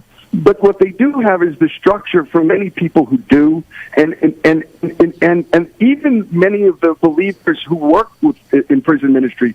Some of the people coming out of prison don't convert, but they still feel the love from that godly person, and that kind of unconditional love is remarkable. And so, draw that from within yourself. If you love your kids and you're not a believer, well, then tell your kids that maybe we need to love a boy down the block who doesn't have a father. You know him. Everybody has a boy in their neighborhood or a girl who doesn't have a father. You don't have to believe in God to love that kid. Love that kid like you'd love your own. And a lot more love can be a rebuttal to the lack of love on the streets. And again, the government can't do this. But we got nice big houses. A lot of us have the time. And we have the inclination. I just don't think we know we can do it. And we can. And look, the state of Texas has been doing this, Larry. If I ever told you some of the stories of the prison reform that's happened in Texas with believers and non-believers, they've closed several state prisons, and recidivism rates have gone down, and crime rates have gone down.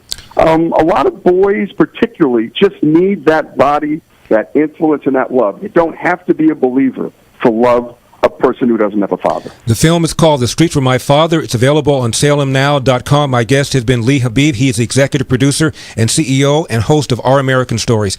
Lee, thank you so much for taking the time. And again, one fantastic film. Thank you, Larry. You got it.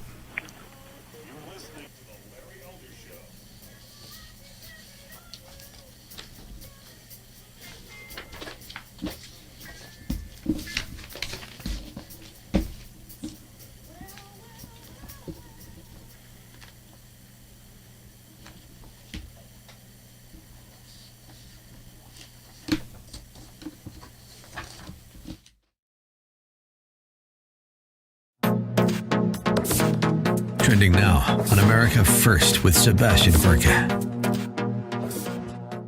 Israel's enemies hate, number 1, women. They're misogynists. Number 2, they hate homosexuals. They're utter homophobic. In fact, they like to kill homosexuals. And lastly, they hate atheists. They like to kill atheists. But the left is on their side. How does that work, Joel Pollack? Well, Israel also loves certain things that the left doesn't like. Israel loves family. Israel loves territory. Israel loves the right to self-defense, the right to bear arms. They don't have the equivalent of the Second Amendment, but you certainly see a lot of people who are armed in Israel, yes. And the country has a very low murder rate. There's very little crime involved. Israel believes in, and the left does not believe in.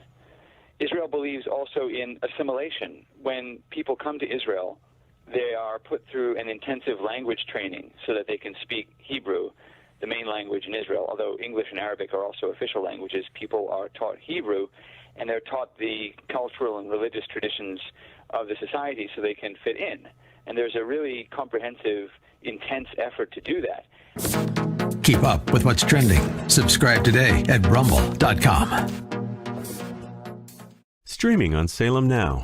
As Galileans, we witnessed his first miracle.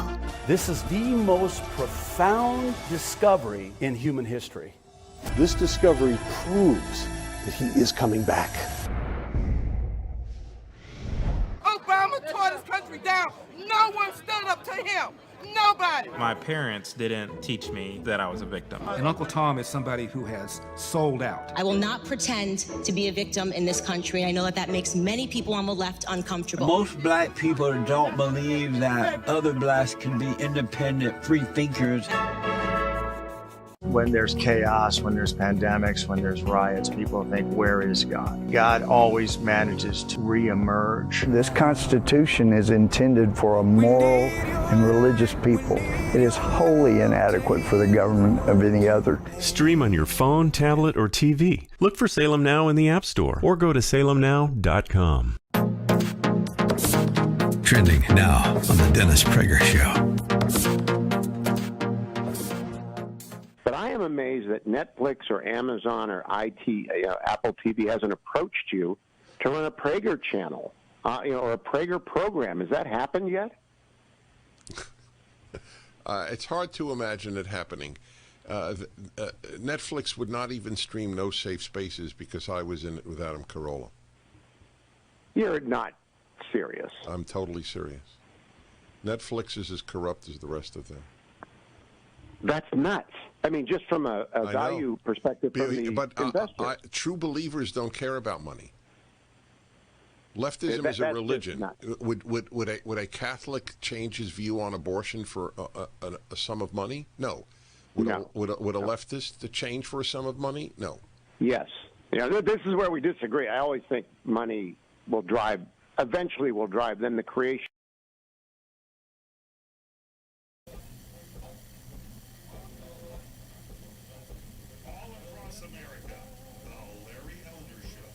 Hi, Larry. It's your buddy Peter G. up in Maine. Hey, I just was hoping you could reflect on this a little bit. If Bernie Sanders and those lefty numbskulls want to make the whole world a better place, why don't they push for a global minimum wage? Why don't they just push for a global minimum wage of $100 an hour, and then no one will ever be poor again?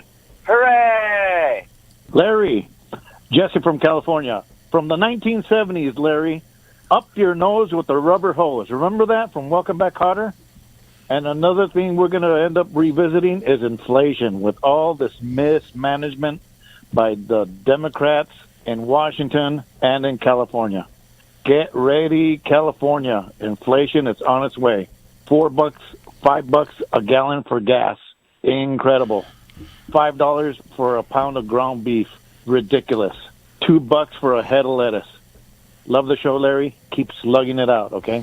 888-971-SAGE, 888-971-7243. I am Larry Elder. We are ReliefFactor.com studio. Next hour, we're going to speak to a newly announced candidate for governor of Arizona, Kari Lake. AOC being slammed by critics.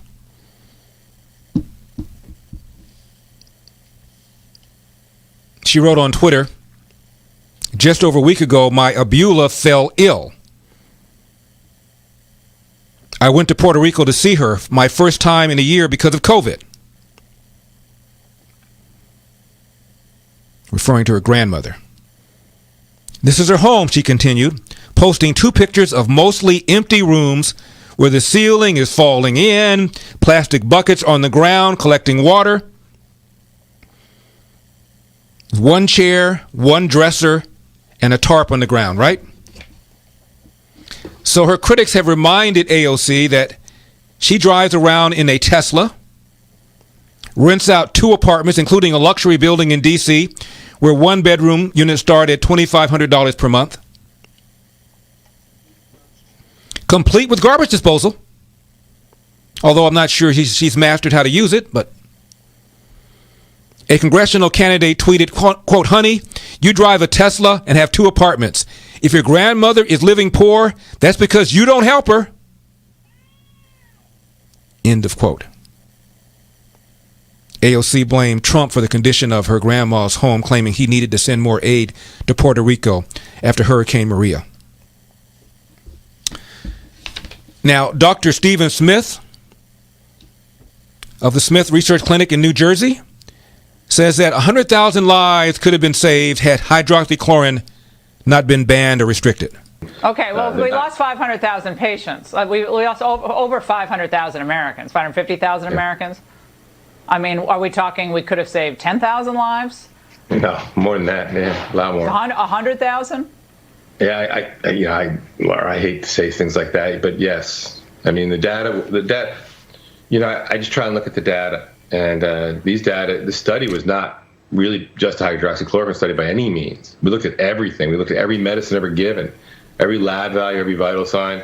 We looked at prior visits to doctors. But hydroxychloroquine kept coming up, and it was a cumulative dose that was associated with outcome, not just whether you got some hydroxychloroquine like some of the studies. This is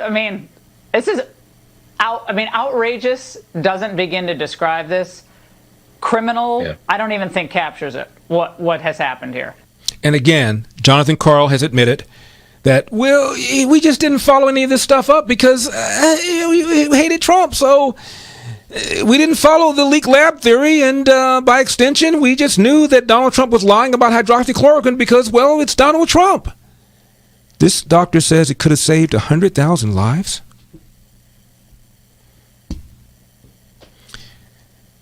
Now, Joe Biden says white supremacists are a greater threat to the country than ISIS and Al-Qaeda. But you know what, Rev? I didn't realize. How many troops do we have, by the way, in America fighting against white supremacy, just in round numbers? Hate's never defeated. It only hides. It hides. Tell the truth. And given a little bit of oxygen, just a little bit of oxygen by its leaders, it comes out of there from under the rock like. See, Joe feels your pain. You can just tell by his expression. He's just was happening again, as if it never. Black entrepreneurs, they don't know any lawyers. They don't know any accountants. Run away. And so, folks, we must not give hate a safe harbor. As I said in my address at the joint session of Congress, according to the intelligence community, spewing hate while telling people not to spew hate. Terrorism from white supremacy is the most lethal threat to the homeland today. Not ISIS, not Al-Qaeda, white supremacists.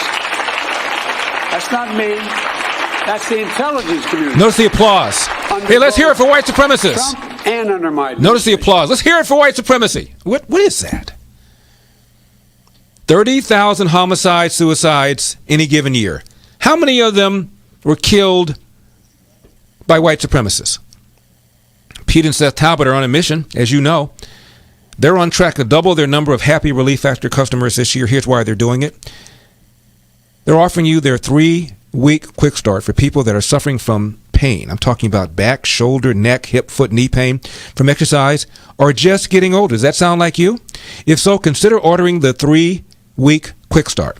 Still discounted to only $19.95. That is less than $1 a day to see if we can get you out of pain. After that, less than the cost of a cup of coffee a day for you to stay out of pain. ReliefFactor.com, ReliefFactor.com, or call 800-500-8384, 800-500-8384.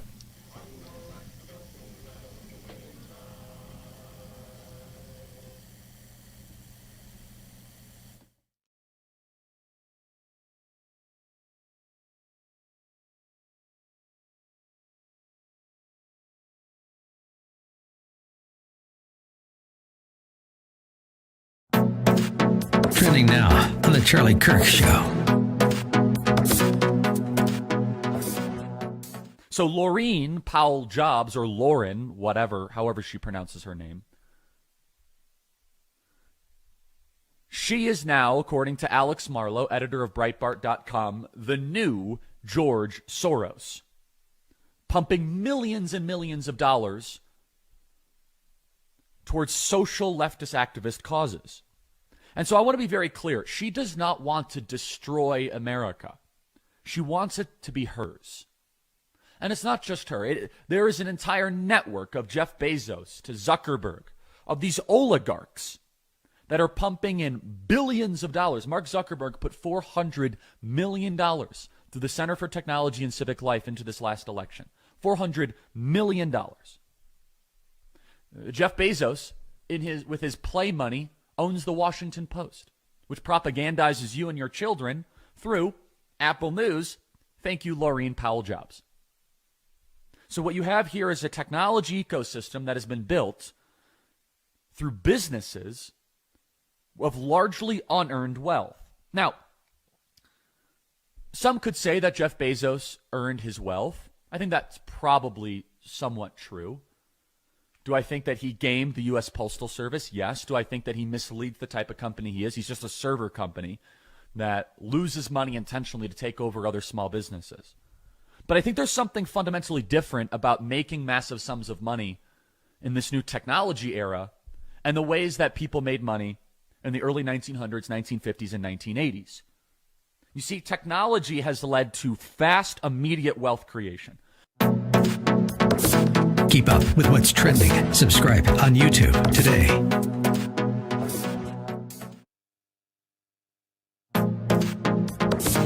Trending now on the Eric Metaxas Show. Because we're living through the strangest times. And I want to say this over and over because I want my audience to know you're not crazy. We all know we're living through the weirdest period in modern history. America, in some ways, resembles communist China, Nazi Germany. You got to be careful what you say. This is madness, and we need to understand it's madness, and we need to bravely speak the truth, knowing God requires that of us. No, absolutely. And I would just say, keep watching the signs. What you're going to see in the days to come, you're continuing to see. But you've got people that really don't value, cherish, respect, appreciate the concept.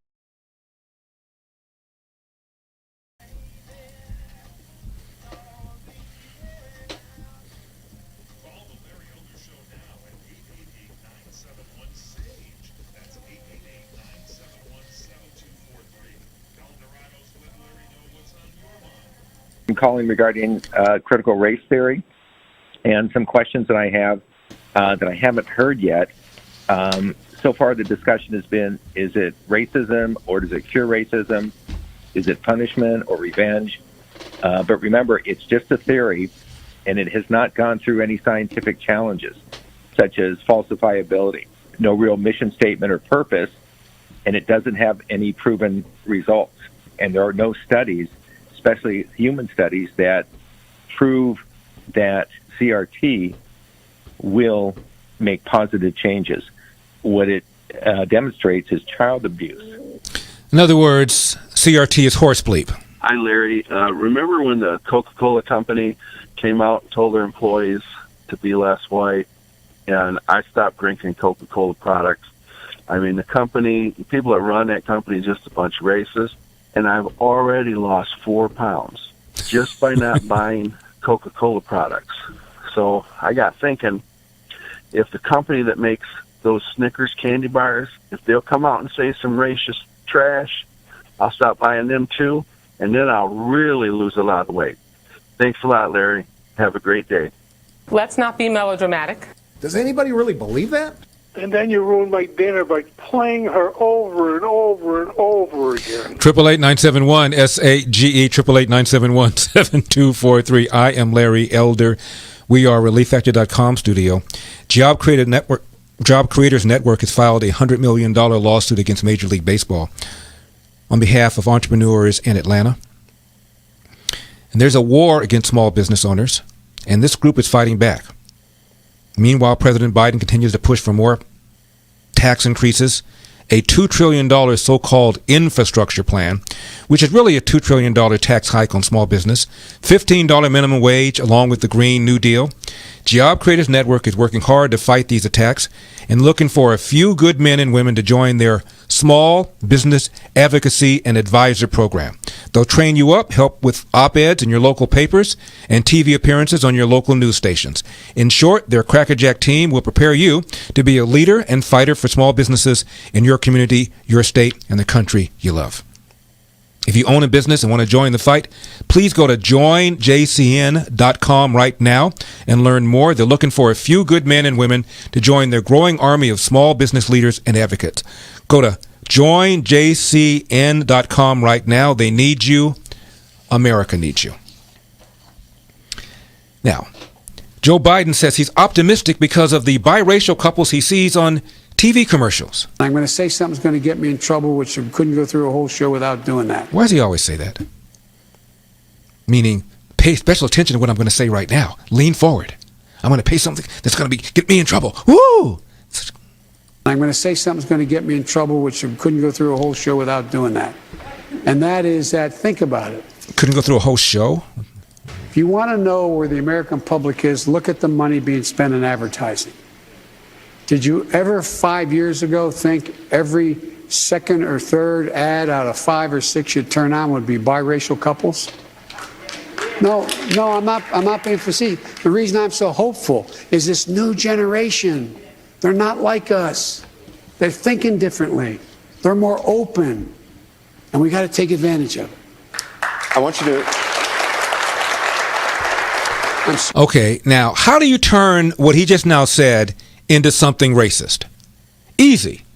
Your name is Jason Johnson. And I have to say this because it's also something very near and dear to me, and I wrote about this in the Grill.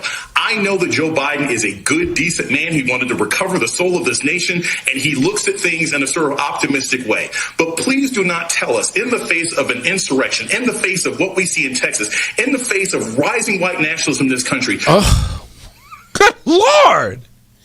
In the face of the insurrection, in the face of what's going on in Texas, in the face of rising white nationalism, how dare you point to an interracial couple on a TV commercial and say, things are swell, Joe, because they're not.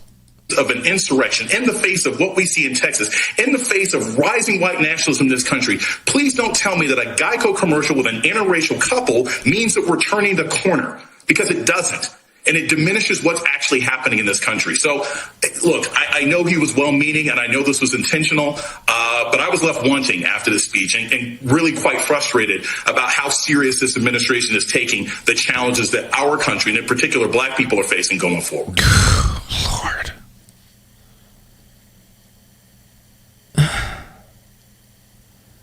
So it's a bad thing that there are interracial couples. No, it's not bad. It's bad that Joe Biden considers this to be a sign of progress, when in fact it's not.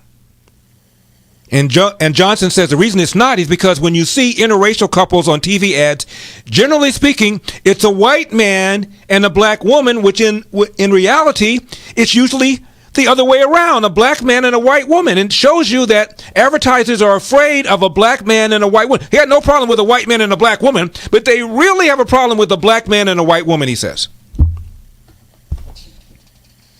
Here's what he wrote.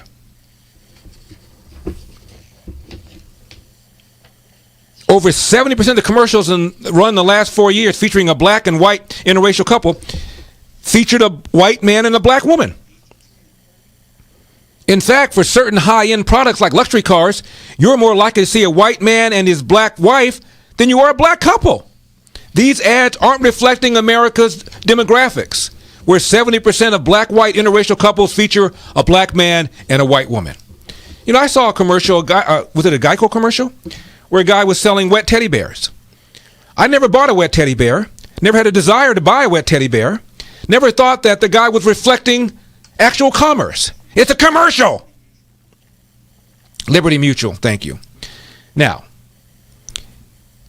we are now in the final 2 weeks of my annual campaign to send kids of prisoners to an Angel Tree camp. Due to Memorial Day holiday, we're already at Wednesday of this next to the last week. Summer is just around the corner. You and I can do something to get these at-risk kids out of bad neighborhoods. A kid like Delton. We wake up, we have breakfast, and then we usually play some games. And then if we're older, we might have like a Bible study before worship. We worship till lunch, and it's a blast, you know. Everybody's jumping, we're singing. After lunch, we then have like free time. We do crafts, we go swimming, we do all. Please go to my website, LarryElder.com. You'll see the Angel Tree Camp banner at the very top. Or you can phone in your donation, 888-206-2763, 888-206-2763. $200 sends a deserving boy or girl to camp for a whole week. I'm Larry Elder.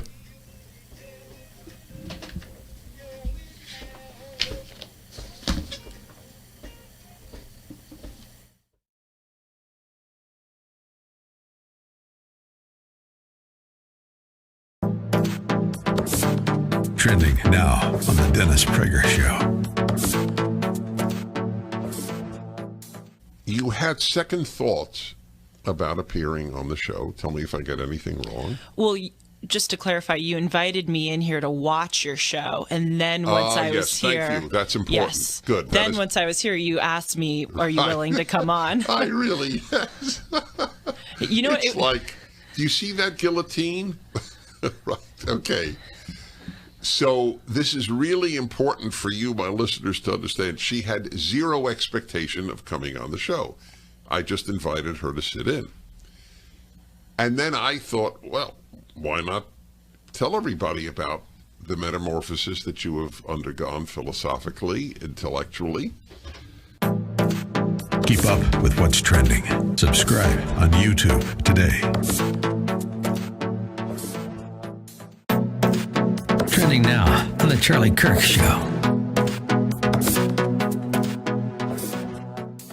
So I want to get through a very important piece of news that happened. The Pelosi Commission. So for the last couple months, Nancy Pelosi, I think, has been intentionally slow-walking this. I think that Nancy Pelosi has been intentionally dragging her feet for months because Nancy Pelosi wanted a commission to look into January 6th, despite the fact that every single department of law enforcement right now is looking into it. She wanted this to be a later authorized commission so it would go into the election year of 2022 and hurt Republicans. So she did not want this to be an overnight thing. So she pretended as if she was negotiating with Republicans on this commission. And the more information that we get about January 6th, the more it looks like an interruption, not an insurrection. And I'm not supporting the smashing of windows or the assaulting of police officers. You lay your hand on a police officer, you should go to prison for a very long time. I'm not minimizing that. At the same time, who killed Ashley Babbitt? And why were there no charges against the person that fired a shot at Ashley Babbitt, who was unarmed? I thought that was the big mantra of BLM Incorporated. So for months now, Republicans have been negotiating with Nancy Pelosi. When I say Republicans, I mean someone who is not even a Republican, someone who voted for impeachment. And so the commission is supposed to be like a 9/11 style commission to look in to the January 6th incident. But we all know how these things happen. This would be a Mueller style counsel that would be a roaming prosecutor. Keep up with what's trending. Subscribe on YouTube today.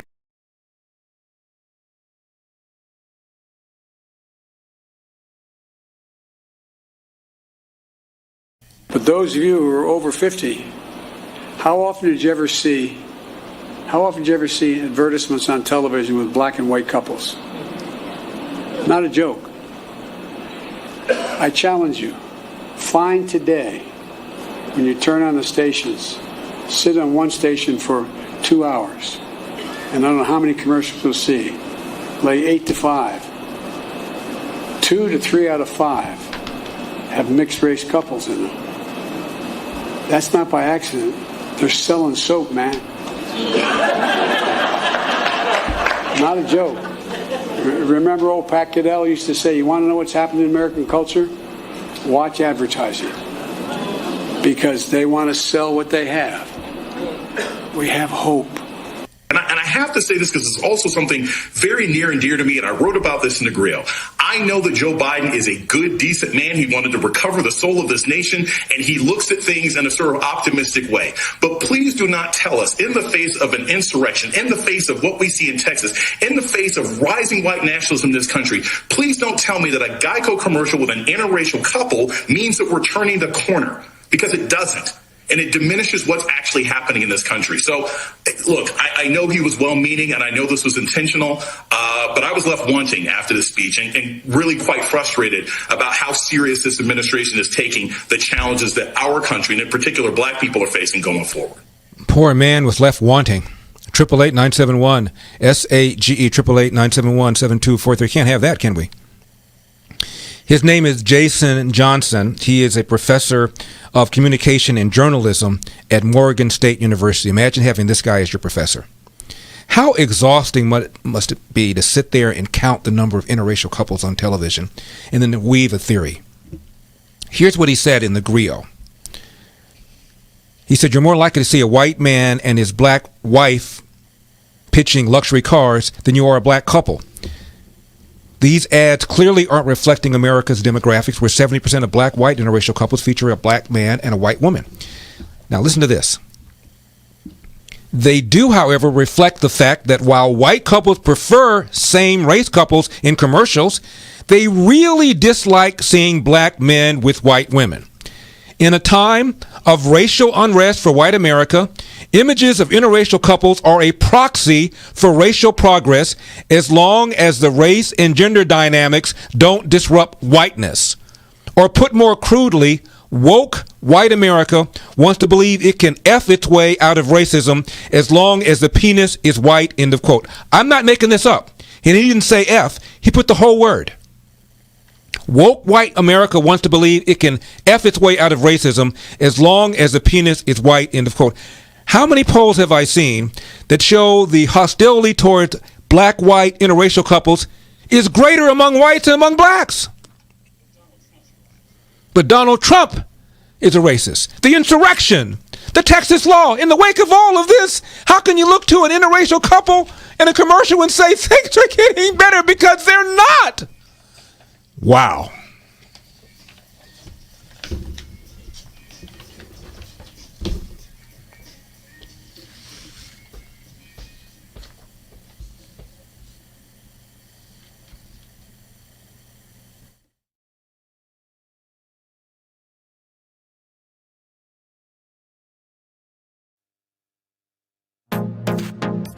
Trending now on The Hugh Hewitt Show. I'm almost speechless because after listening to your piece about Fauci's testimony, I went and read Nicholas Wade's memo, which I was remiss in not reading. And I was just flabbergasted. Look, I knew, and I said all last year, that it was possible this was an escape from a lab because the Chinese do billions and billions of dollars of all kinds of bio research. We know their safety protocols are lousy. We know they don't have any scruples about doing gain-of-function research, all the stuff we sweat over. They don't care about any of that. So, you knew it was a possibility. But when I went back and read, I'm sure you've read it, it's meticulously reported, and the guy ought to get a Pulitzer Prize. But one of the things he says in there is that Dr. Shi, who is the Chinese virologist who did the research, actually set out in the grant application that she was going to do gain-of-function research. Here's a quote from Wade's piece. He says, Dr. Shi set out to create a novel coronavirus with the highest possible infectivity for human cells. And she got the grant from the Eco Health Alliance, the leader of which, I didn't know this either, was the guy who organized the first letter in February of 2020, which from 27 virologists, which supposedly debunked the lab theory. Yep. And so, Jim, the point is that I also had Dr. Fauci on the show. He denied it. I think the credibility is shattered because people don't know when to say, I don't know. There's no way Dr. Fauci knows what the grants say. He hasn't read that sub-grant, but he should know, and he does apparently know now. Keep up with what's trending. Subscribe on YouTube and at rumble.com. Trending now on The Charlie Kirk Show. So Laureen Powell Jobs, or Lauren, however she pronounces her name, she is now, according to Alex Marlow, editor of Breitbart.com, the new George Soros, pumping millions and millions of dollars towards social leftist activist causes. And so I want to be very clear. She does not want to destroy America. She wants it to be hers. And it's not just her. There is an entire network of Jeff Bezos to Zuckerberg, of these oligarchs that are pumping in billions of dollars. Mark Zuckerberg put $400 million through the Center for Technology and Civic Life into this last election. $400 million. Jeff Bezos, with his play money, owns the Washington Post, which propagandizes you and your children through Apple News. Thank you, Laureen Powell Jobs. So what you have here is a technology ecosystem that has been built through businesses of largely unearned wealth. Now, some could say that Jeff Bezos earned his wealth. I think that's probably somewhat true. Do I think that he gamed the U.S. Postal Service? Yes. Do I think that he misleads the type of company he is? He's just a server company that loses money intentionally to take over other small businesses. But I think there's something fundamentally different about making massive sums of money in this new technology era and the ways that people made money in the early 1900s, 1950s, and 1980s. You see, technology has led to fast, immediate wealth creation. Keep up with what's trending. Subscribe on YouTube today. Trending now on The Mike Gallagher Show. Kept telling myself, this is a guy who practically, literally and figuratively has been face down in the gutter.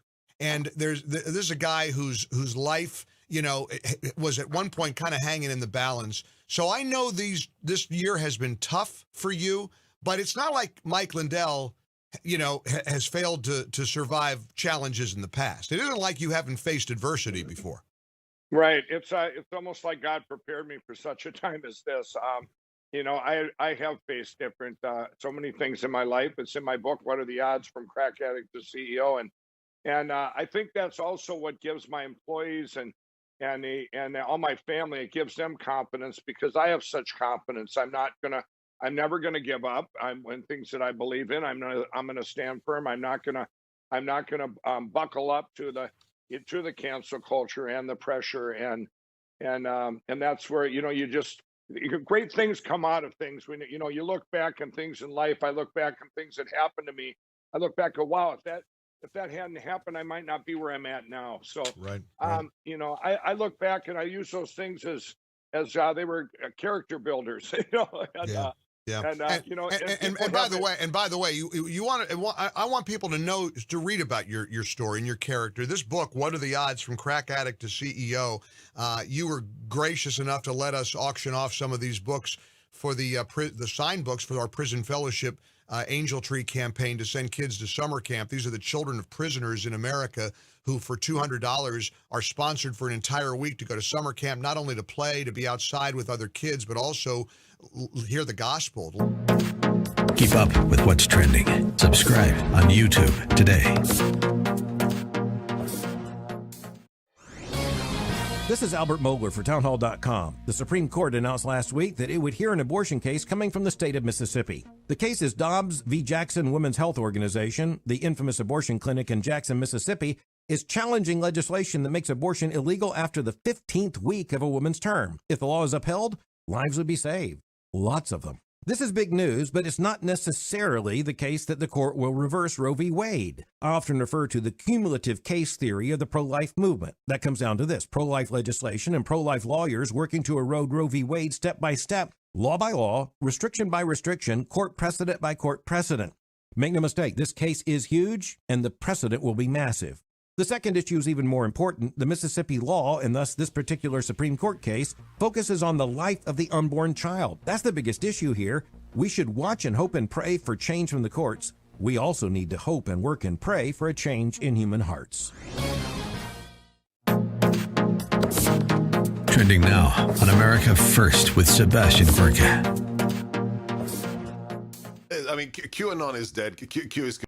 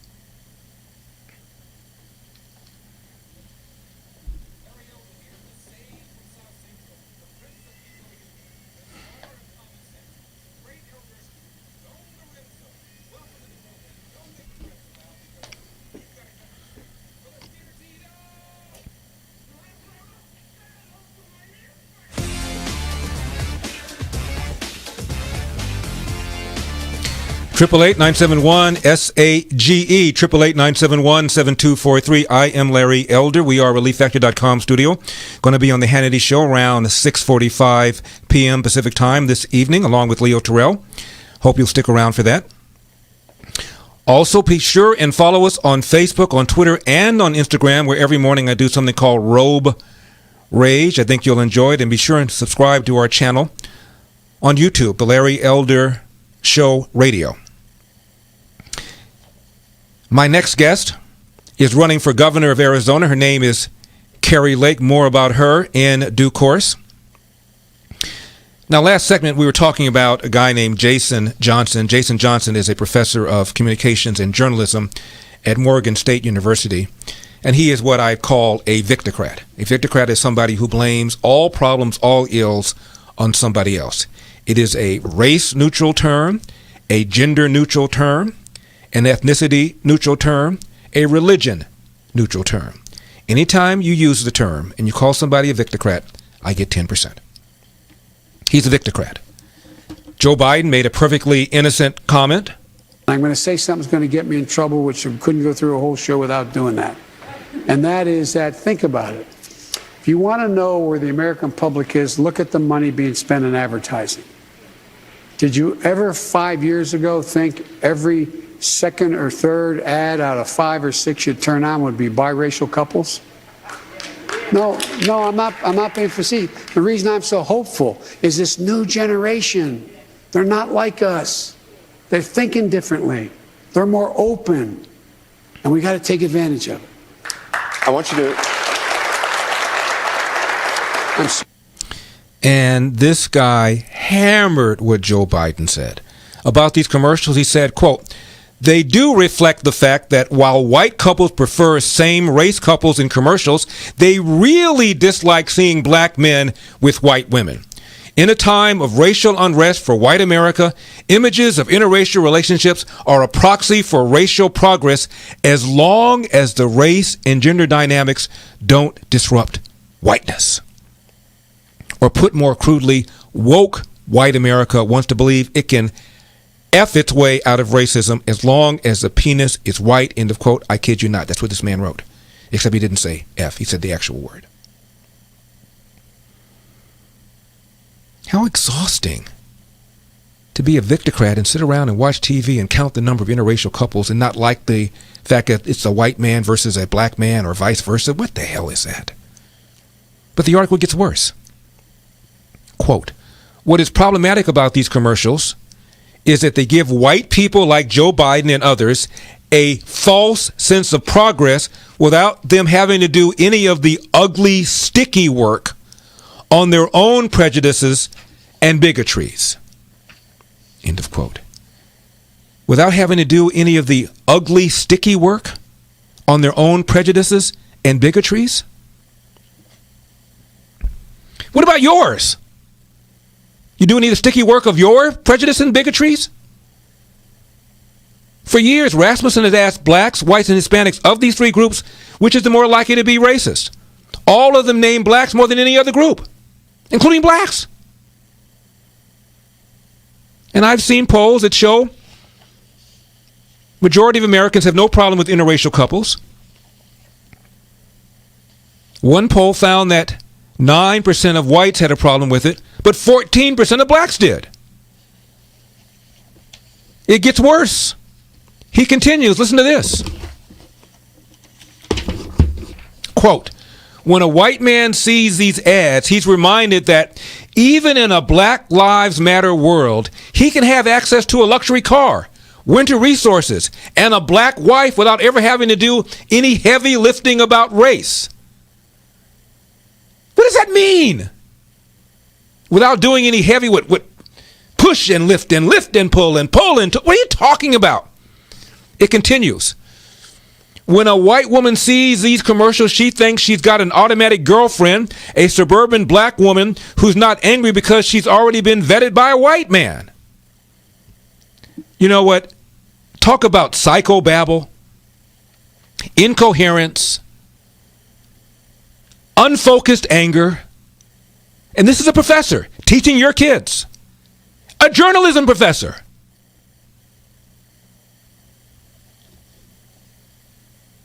Quote, he ends it with this: Black America knows what real progress looks like. That's why a black family dancing to Tag Team in a kitchen sells a lot more Geico insurance than yet another interracial couple centering a woke white fantasy. End of quote. So now he's an advertising executive. Now he knows what commercials work and which ones don't. I think he's in the wrong business. This man has way too much time on his hands.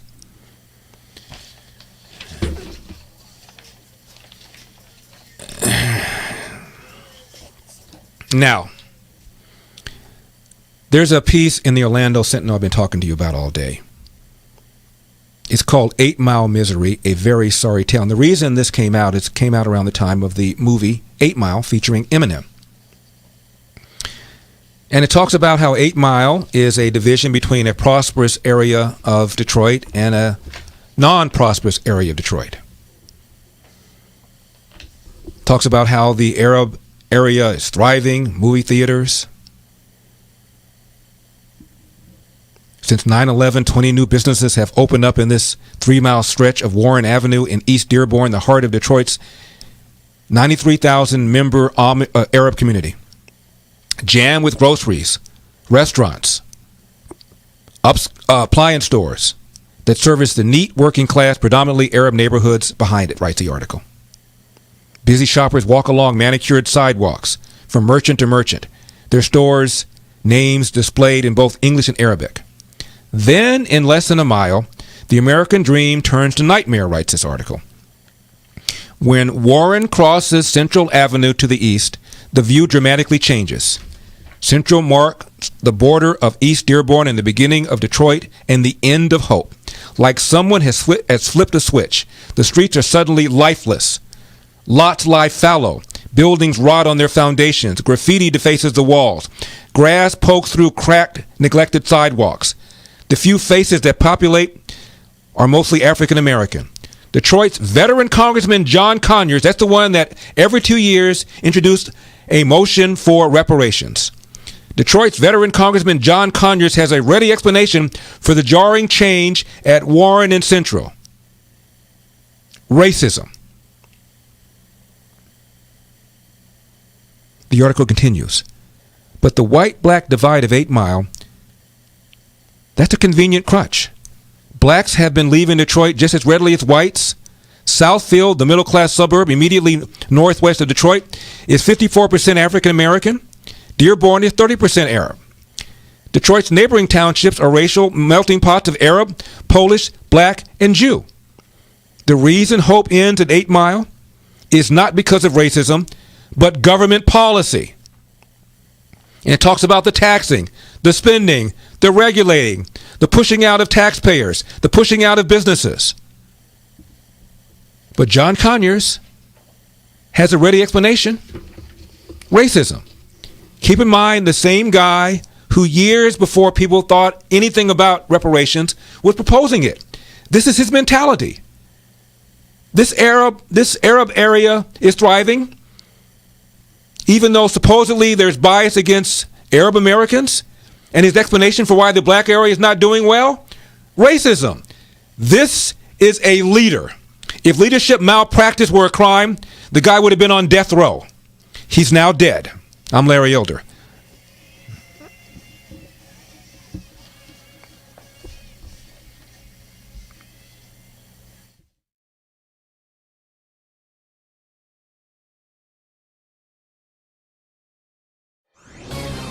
This is Albert Mogler for townhall.com. The Supreme Court announced last week that it would hear an abortion case coming from the state of Mississippi. The case is Dobbs v. Jackson Women's Health Organization, the infamous abortion clinic in Jackson, Mississippi, is challenging legislation that makes abortion illegal after the 15th week of a woman's term. If the law is upheld, lives would be saved. Lots of them. This is big news, but it's not necessarily the case that the court will reverse Roe v. Wade. I often refer to the cumulative case theory of the pro-life movement. That comes down to this: pro-life legislation and pro-life lawyers working to erode Roe v. Wade step by step, law by law, restriction by restriction, court precedent by court precedent. Make no mistake, this case is huge, and the precedent will be massive. The second issue is even more important. The Mississippi law, and thus this particular Supreme Court case, focuses on the life of the unborn child. That's the biggest issue here. We should watch and hope and pray for change from the courts. We also need to hope and work and pray for a change in human hearts. Trending now on America First with Sebastian Gorka. I mean, QAnon is dead. Q is completely discredited. But there are still people saying there's a plan and he can come back to be president before 2024. I have almost utter certitude, 95%, that he's going to run in 2024. And given the last 4 months, I don't mean to laugh. I think it'll be a shoo-in. He'll walk back into the White House if we do our job when it comes to election integrity. But to those who are saying he can be president now, that he can come back and he can take over the last 3.5 years of Biden's term, there's no process, there's no entity, it's not the Supreme Court, it's not a magic electoral, there is no functional scenario under which that happens, is there, Jenna? Correct, and it is very unfortunate, and I have to preface this by saying I understand the utter frustration and the injustice of it all, and I am just as mad as everyone else. But what we have to understand is that we are a nation of rules, and our supreme law of the land is the U.S. Constitution. And because the Constitution provides that the Electoral College is our mechanism of selecting the president, the Electoral College voted, that was certified legitimately. So when you have a sitting president, and his name right now is Joe Biden, then the only way to remove a sitting president is through the impeachment and conviction process. And even if that happened to Joe Biden, which we know politically it won't, even if, in hypothetical theory land, that happened, the line of succession then under the 25th Amendment would trigger. And so there's no scenario by which you take an outside person and just put somebody else in. Someone else. Keep up with what's trending. Subscribe today at rumble.com. Trending now on the Dennis Prager Show. It's not often in life you witness a transformative moment in a person's life. By the way, it's not common that people have transformative moments. Most people don't. That was. So now I would like you to tell me and my listeners what happened after that. Well, first of all, that was such a lovely experience, and you were so kind to me. You didn't put pressure on me at all, and I had a lot of fun speaking about it, and it felt very cathartic to finally be open about my beliefs. So that day I go home, I tell some of my supportive friends that I appeared on your show, and they were very happy for me. The next morning I wake up, and your show, I'd put a clip of it on YouTube, which, of course, they're allowed to do. I agreed to appear on the show. It goes, on these various sites.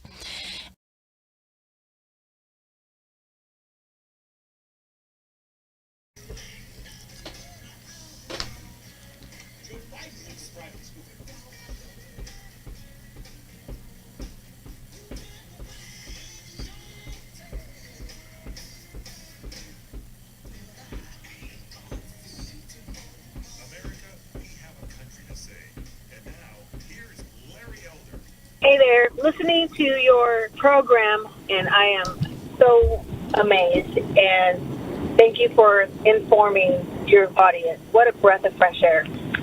Aw, but you say that to all the small L libertarians with baby brown fingers. Thank you so much for that. 888-971-SAGE, 888-971-7243. I am Larry L. DeWeere, ReliefFactor.com studio. I'm Carrie Lake, and I'm running for governor because Arizona has problems, and it's time we got serious about solving them. Our small businesses are still struggling to recover after being locked down. Schools are pretending online learning is the same as having our kids in the classroom. Our homeless population is growing. Opioids and new high-powered synthetic drugs are everywhere. The border's out of control, and our police are under attack. And the media just keeps pushing fear and division. Arizonans need leaders they can trust. We need leaders with integrity and a vision. And our politicians have failed us. The time has come to put Arizona first. Arizona First for our kids in K through 12 education with a curriculum that makes sense. First for families so they can thrive in safe and secure neighborhoods.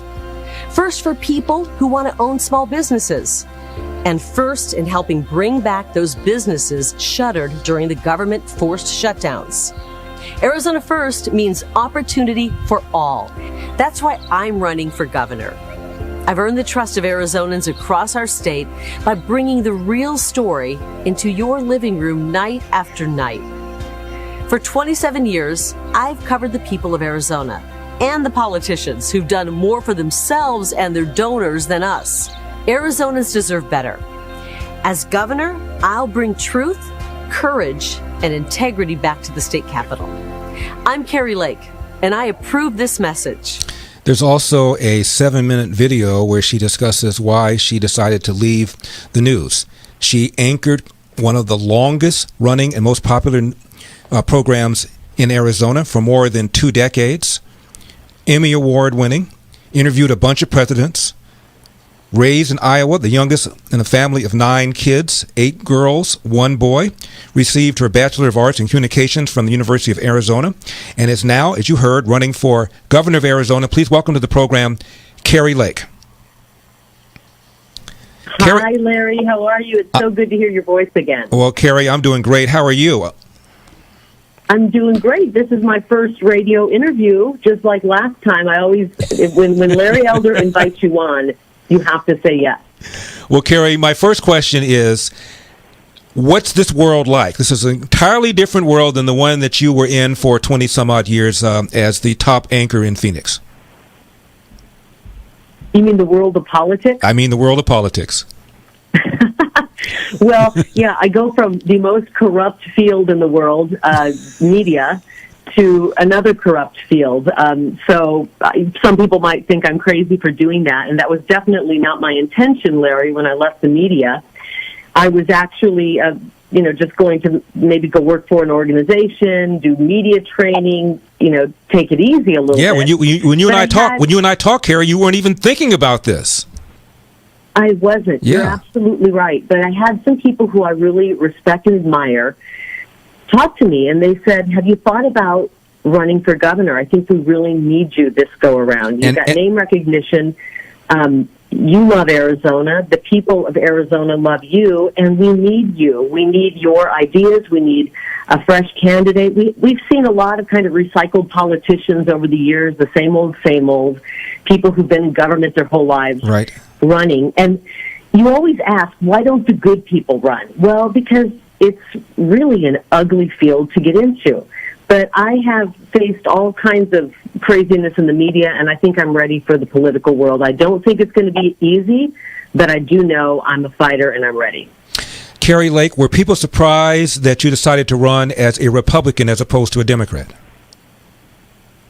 I don't think so. I think people realize I'm more conservative leaning. I am a conservative. I am a Republican, a registered Republican. Mm-hmm. There was a time in my life where I could, consider going back and forth and maybe occasionally voting for across the aisle, but not anymore. The Democrats, Larry, have gone absolutely crazy. And I've got friends who used to be Democrat who are now full-on Republican conservatives. They don't even recognize the Democratic Party anymore.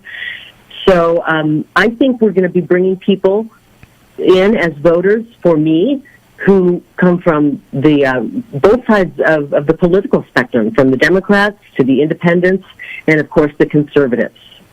Carrie, have you heard from the National Party? Have you heard from the Republican National Committee? Have you heard from President Trump? I've not heard from President Trump. I have spoken to a lot of people with the National Republican Party. And it's funny, when the word kind of gets out, Larry, that you're thinking of running, your phone blows up. Everybody in politics wants to talk to you, find out where your mind is and what your thoughts are.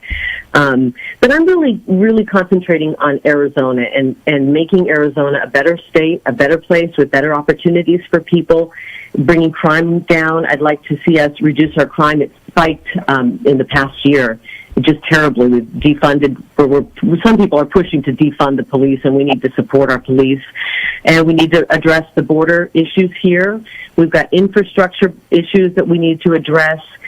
Rural communities need to be given more attention. So we have a lot of issues in Arizona. I'm not so worried about what's happening nationally. I'm really concentrated on Arizona. I love this state, and I want to see it remain a great state and even become a better state.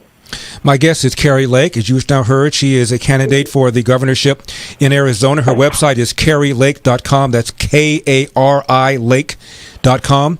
Kari, when you left the news business, I've got to feel that it just turned to the point where you just couldn't do it anymore. I mean, I watch a lot of news.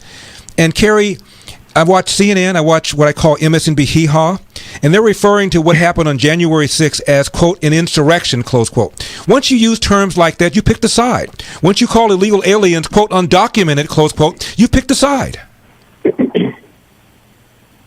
Oh, yeah. I mean, watching the news, I really have turned it off completely, to be honest, Larry. I have a few trusted sources that I tend to go to, but it's just propaganda. Pure and simple. It is propaganda. The media wants you afraid, they want you angry, and they want to divide us. They do not want this country to come together because then we are a powerful force. They want us at each other's throats. Mm-hmm. And when COVID struck, I realized that the propaganda was hurting people. It was killing people. It was causing governors and political leaders to make some really bad decisions on how they approached the shutdowns because they were listening to the media and worried if they didn't act in the way the media wanted them to, then they would get, lambasted in the media, and they didn't want that. So the media has done so much damage to our country. In some ways, I think it's almost criminal. Well, Kari, we're going to have to leave it there. Kari Lake, candidate for governor of Arizona. Again, website, karilake.com, Kari Lake.com. Kari, I'd vote for you, but it would probably be illegal.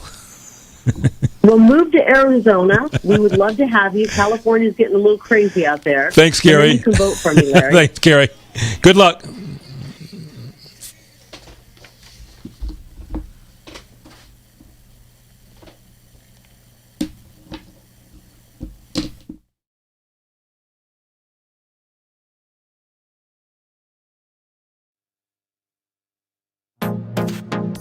Trending now on the Hugh Hewitt Show. Because in the last week, we've been treated to a number of stories, including this on the Washington Post headline, leading scientist says that without a full investigation of lab leak theory, the world will face COVID-26 and COVID-32. This is Baylor College of Medicine's Peter Hotez. I am glad to see that he and so many other scientists and liberal reporters are finally acknowledged the basic common sense of our point a year ago, which is that this virus didn't emerge from some rural village. It came from a city larger than New York, right down the street from a lab where they research these viruses. I mean, surely your common sense should dictate we should at least look into that possibility. And that's what we should have been doing from the very beginning. And that's what all these skeptics from the very beginning should have been acknowledging was at least a reasonable concern. Well, I read one of his quotes from last year condemning, quote, QAnon and the Russians and the Murdoch media empire. And so I think to myself, when you're throwing those three things together, that is kind of a poker tell. Now, I don't want to indict or convict him of being a lab denier until I've done more research. But it does seem to me that people ought to pay a price if they were simply dismissive of this theory, and not only dismissive, downright obstructionist in its investigation last year. Yeah, well, Hugh, if that's the case, then it should certainly reflect on someone who made such a silly comment. And it's also a reminder, too, that all of these supposedly neutral, scientific, nonpartisan so-called experts often harbor deep partisan antipathies towards their opponents. Keep up with what's trending. Subscribe on YouTube and at rumble.com. Trending now on the Mike Gallagher Show. So I know this year has been tough for you, but it's not like Mike Lindell, has failed to survive challenges in the past. It isn't like you haven't faced adversity before. Right. It's almost like God prepared me for such a time as this. I have faced different, so many things in my life. It's in my book, What Are the Odds from Crack Addict to CEO? And I think that's also what gives my employees and all my family, it gives them confidence, because I have such confidence. I'm never gonna give up.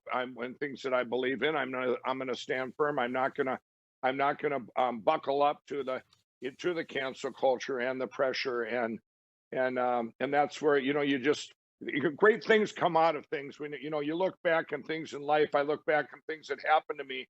I look back and wow, if that hadn't happened, I might not be where I'm at now. So, right. I look back and I use those things as they were character builders. Yeah. And by the way, I want people to read about your story and your character. This book, What Are the Odds from Crack Addict to CEO? You were gracious enough to let us auction off some of these books for the signed books for our prison fellowship Angel Tree campaign to send kids to summer camp. These are the children of prisoners in America who for $200 are sponsored for an entire week to go to summer camp, not only to play, to be outside with other kids, but also hear the gospel, learn the message of God's love. Mike, our listeners have donated over $175,000 to send these kids to summer camp in the last couple of weeks, and your book helped play a part in that. Keep up with what's trending. Subscribe on YouTube today.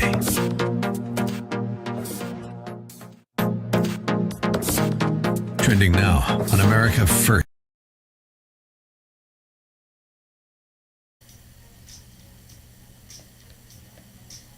Welcome back to the theme-free ReliefFactor.com studios.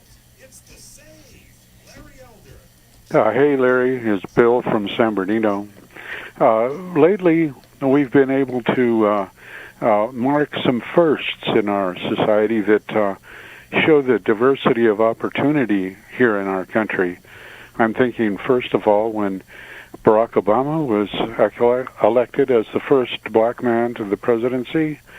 Following that, we had Hillary Clinton, the first woman to run for president. And then we had Kamala Harris, the first woman to be elected to vice president. With all of that in mind, I'm not quite sure why we aren't celebrating Joseph Biden, because he's the first dementia patient ever elected to the presidency. I've never said that he has dementia. We don't know that he does. 888-971-SAGE, 888-971-7243. I am Larry Elder. We are ReliefFactor.com studio. Now, talk about time flying. We're already in the final 2 weeks of my annual campaign to send kids of prisoners to an Angel Tree camp. Summer's just around the corner. You and I can do something to turn around a kid who has a mom or dad or sometimes even both in prison. A kid like Delton, who was once a camper, this year is returning as a counselor at Angel Tree Camp. We wake up, we have breakfast, and then we usually play some games. And then if you're older, we might have like a Bible study before worship. We worship till lunch, and it's a blast, Everybody's jumping, we're singing. After lunch, we didn't have like free time. We do crafts, we go swimming, we do all that stuff, all that fun stuff. I mean, I love camp. That's how I want to keep coming back. So, you have the power to turn around lives of kids just like Delton. Just go to my website, LarryElder.com. You'll see the Angel Tree Camp banner at the very top. Click it on, or you can phone in your donation. 888-206-2763, 888-206-2763. Your gift of just $200 sends a deserving boy or girl to camp for a full week. It's a safe place for children of prisoners to experience the great outdoors, make new friends who are in the same situation that they're in. And many kids at Angel Tree Camp step forward to receive Jesus as their Lord and Savior. I saw it myself. So go to my website, LarryElder.com. Click on the Angel Tree Camp banner at the very top to help change a child's life for eternity, or you can phone it in, 888-206-2763, 888-206-2763. Joe Biden gave a speech yesterday in Tulsa, and he said this. Now your story will be known in full view. The events we speak of today took place 100 years ago, and yet I'm the first president in 100 years ever to come to Tulsa. Well, Mr. Biden, 100-year anniversary only occurs every 100 years. So you're the first president to be in the White House during the 100th year anniversary of the Tulsa massacre of 1921. So it's kind of difficult for another president to be there on the 100th anniversary. But I understand the feeling. Your heart's in the right place. Most people didn't realize that a century ago the Klan was founded just 6 years before the horrific destruction here in Tulsa. Founded by Democrats. Was once called the terror wing of the Democratic Party. I'm just saying. And one of the reasons why it was founded was to stop the spread of republicanism. Was because of guys like me who are Catholic. It wasn't about African Americans then. Oh, yes, it was. It was about making sure that all those Polish and Irish and Italian and Eastern European Catholics who came to the United States after World War I would not pollute Christianity. The flames from those burning crosses torched every region of the country. Millions of white Americans belonged to the Klan, and they weren't even embarrassed by it. They were.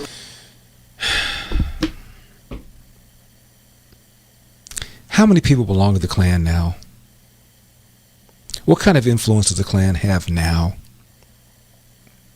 When David Duke, the former imperial wizard of the Klan, left the Klan, got a facelift, became a Republican, he ran for state office, he ran for local office, he ran for national office.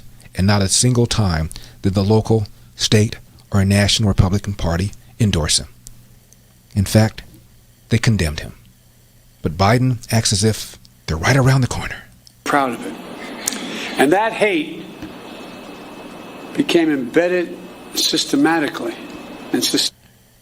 That hate became embedded systematically and systemically, not just one of them.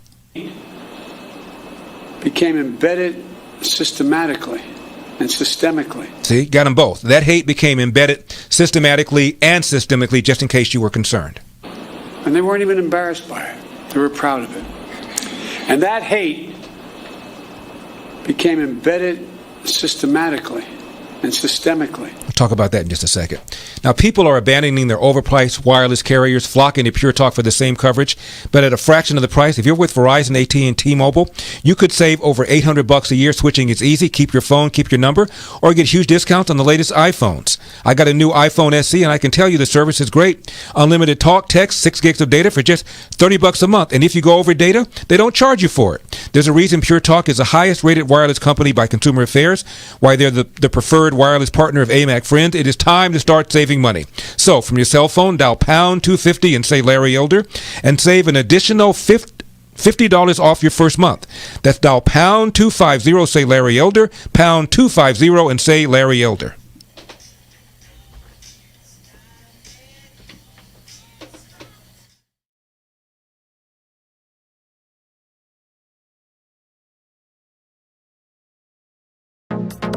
Trending now on the Mike Gallagher Show.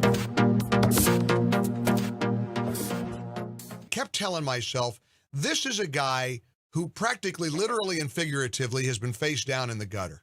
And this is a guy whose life, was at one point kind of hanging in the balance. So I know this year has been tough for you, but it's not like Mike Lindell has failed to survive challenges in the past. It isn't like you haven't faced adversity before. Right. It's almost like God prepared me for such a time as this. I have faced different, so many things in my life. It's in my book, What Are the Odds from Crack Addict to CEO?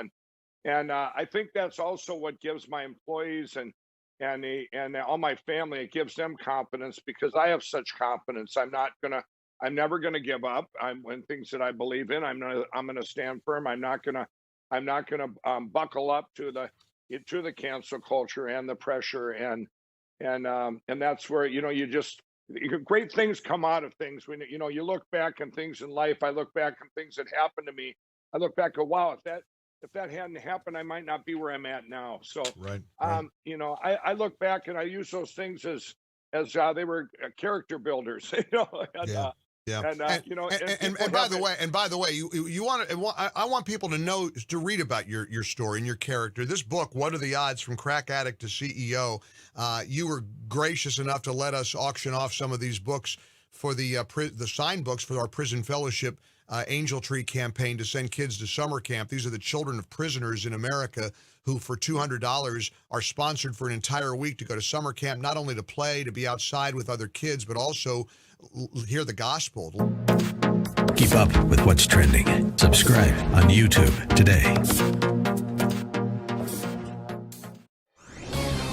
This is Albert Mohler for townhall.com. The Supreme Court announced last week that it would hear an abortion case coming from the state of Mississippi. The case is Dobbs v. Jackson Women's Health Organization. The infamous abortion clinic in Jackson, Mississippi, is challenging legislation that makes abortion illegal after the 15th week of a woman's term. If the law is upheld, lives would be saved. Lots of them. This is big news, but it's not necessarily the case that the court will reverse Roe v. Wade. I often refer to the cumulative case theory of the pro-life movement. That comes down to this: pro-life legislation and pro-life lawyers working to erode Roe v. Wade step by step, law by law, restriction by restriction, court precedent by court precedent. Make no mistake, this case is huge, and the precedent will be massive. The second issue is even more important. The Mississippi law, and thus this particular Supreme Court case, focuses on the life of the unborn child. That's the biggest issue here. We should watch and hope and pray for change from the courts. We also need to hope.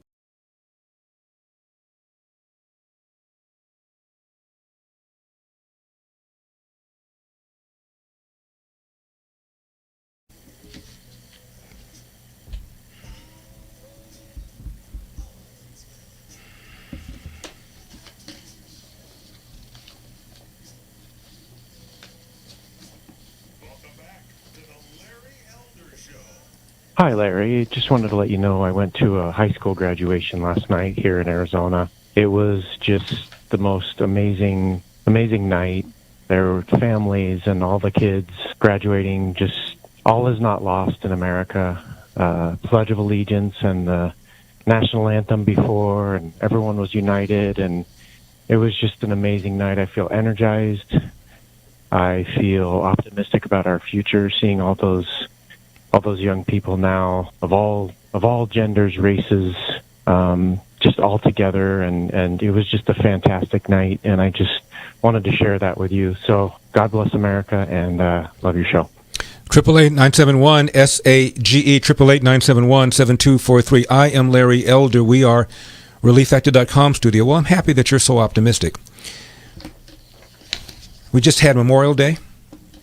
Campus Reform went to campus and offered students a chance to sign a fake petition to cancel Memorial Day over American imperialism. Here's what happened. I'm Addison Smith with Campus Reform. We are here in Washington, D.C. in honor of Memorial Day, a day where we celebrate the fallen men and women who have fought to protect this nation. But the question is, can Americans even still unite around Memorial Day? We're going to see how far they'll go. Well, they signed this petition right here to ban Memorial Day as a celebration of American imperialism. Let's see what they say. You know, we're talking about Memorial Day. Is this a holiday that you support? Is this something that you're going to be celebrating? I'm not celebrating. I don't think Memorial Day should be a thing that we celebrate personally. Okay, why not?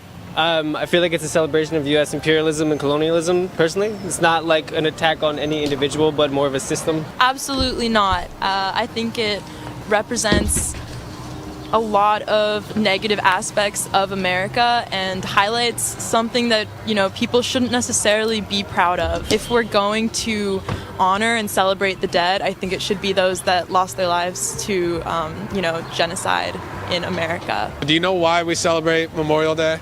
I know it's like veterans. Yeah. Do you know why we celebrate Memorial Day?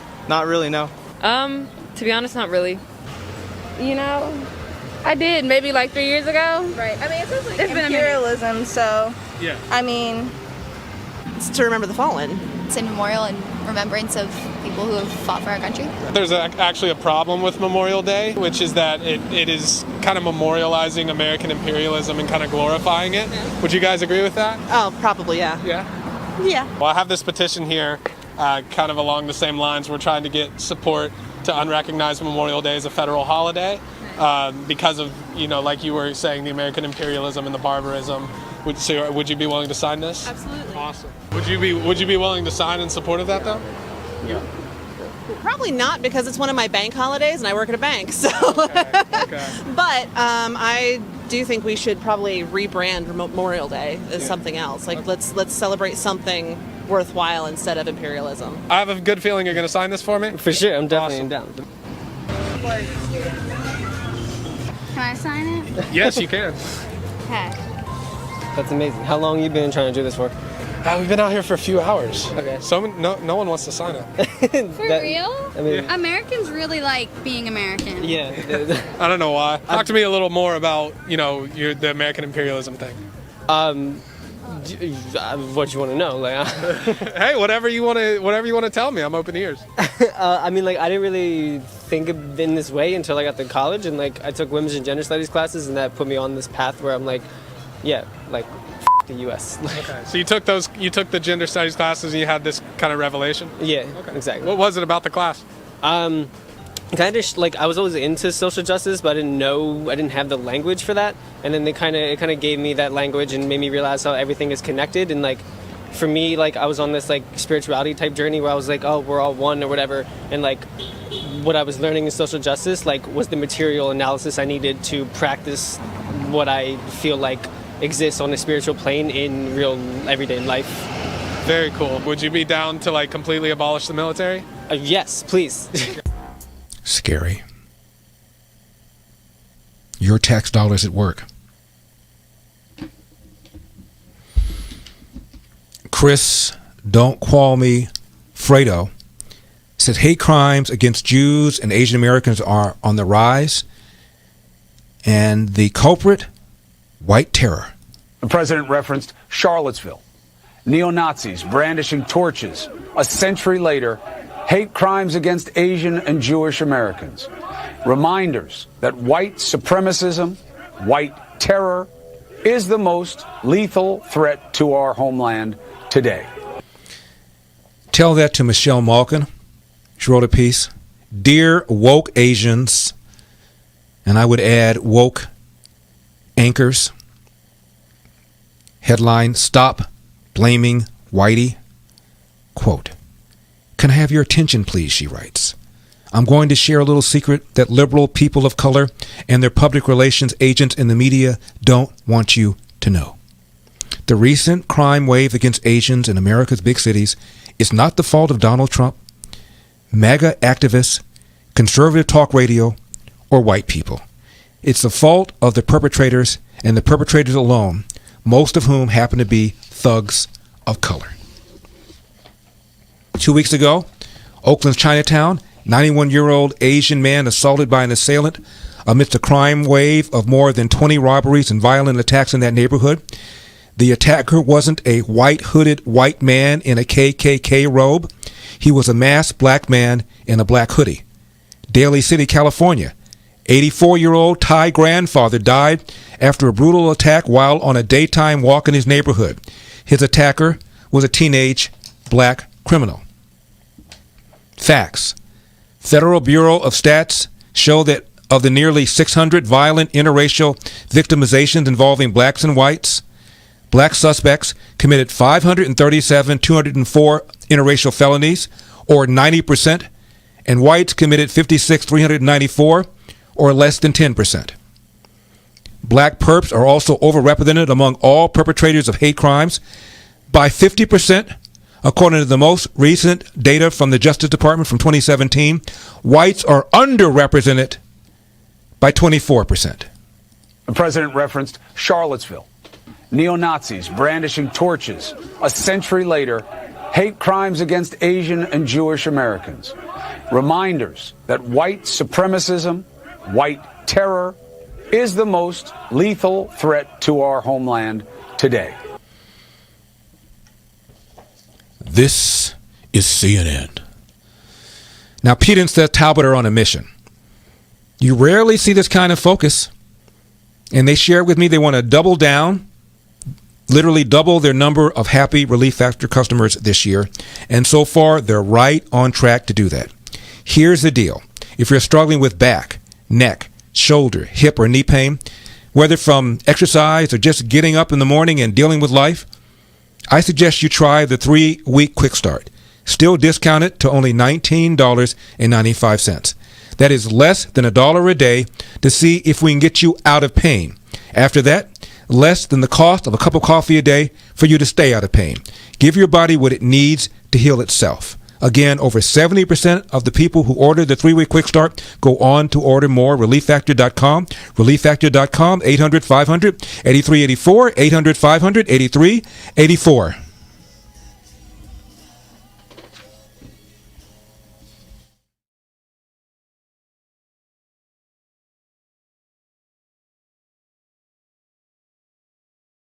Streaming on Salem Now. As Galileans, we witnessed his first miracle. This is the most profound discovery in human history. This discovery proves that he is coming back. Obama tore this country down. No one stood up to him. Nobody. My parents didn't teach me that I was a victim. And Uncle Tom is somebody who has sold out. I will not pretend to be a victim in this country. I know that that makes many people on the left uncomfortable. Most black people don't believe that other blacks can be independent, free thinkers. When there's chaos, when there's pandemics, when there's riots, people think, where is God? God always manages to reemerge. This Constitution is intended for a moral and religious people. It is wholly inadequate for the government of any other. Stream on your phone, tablet, or TV. Look for Salem Now in the App Store or go to salemnow.com. Trending now on America First with Sebastian Gorka. I don't need lots of audits. I don't need forensic evidence by the bucket load. All I need to know is that in the 4 key battleground states, President Trump was winning before they stopped counting the votes. Then the GOP poll watchers were escorted out of the building, and magically a few hours later, when the voting started up again, those leads were somehow lost. And on top of that, we have governors across the nation who have arrogated to themselves the constitutional duties of the state legislatures and changed election law unconstitutionally. As such, the last election was fatally flawed, whatever the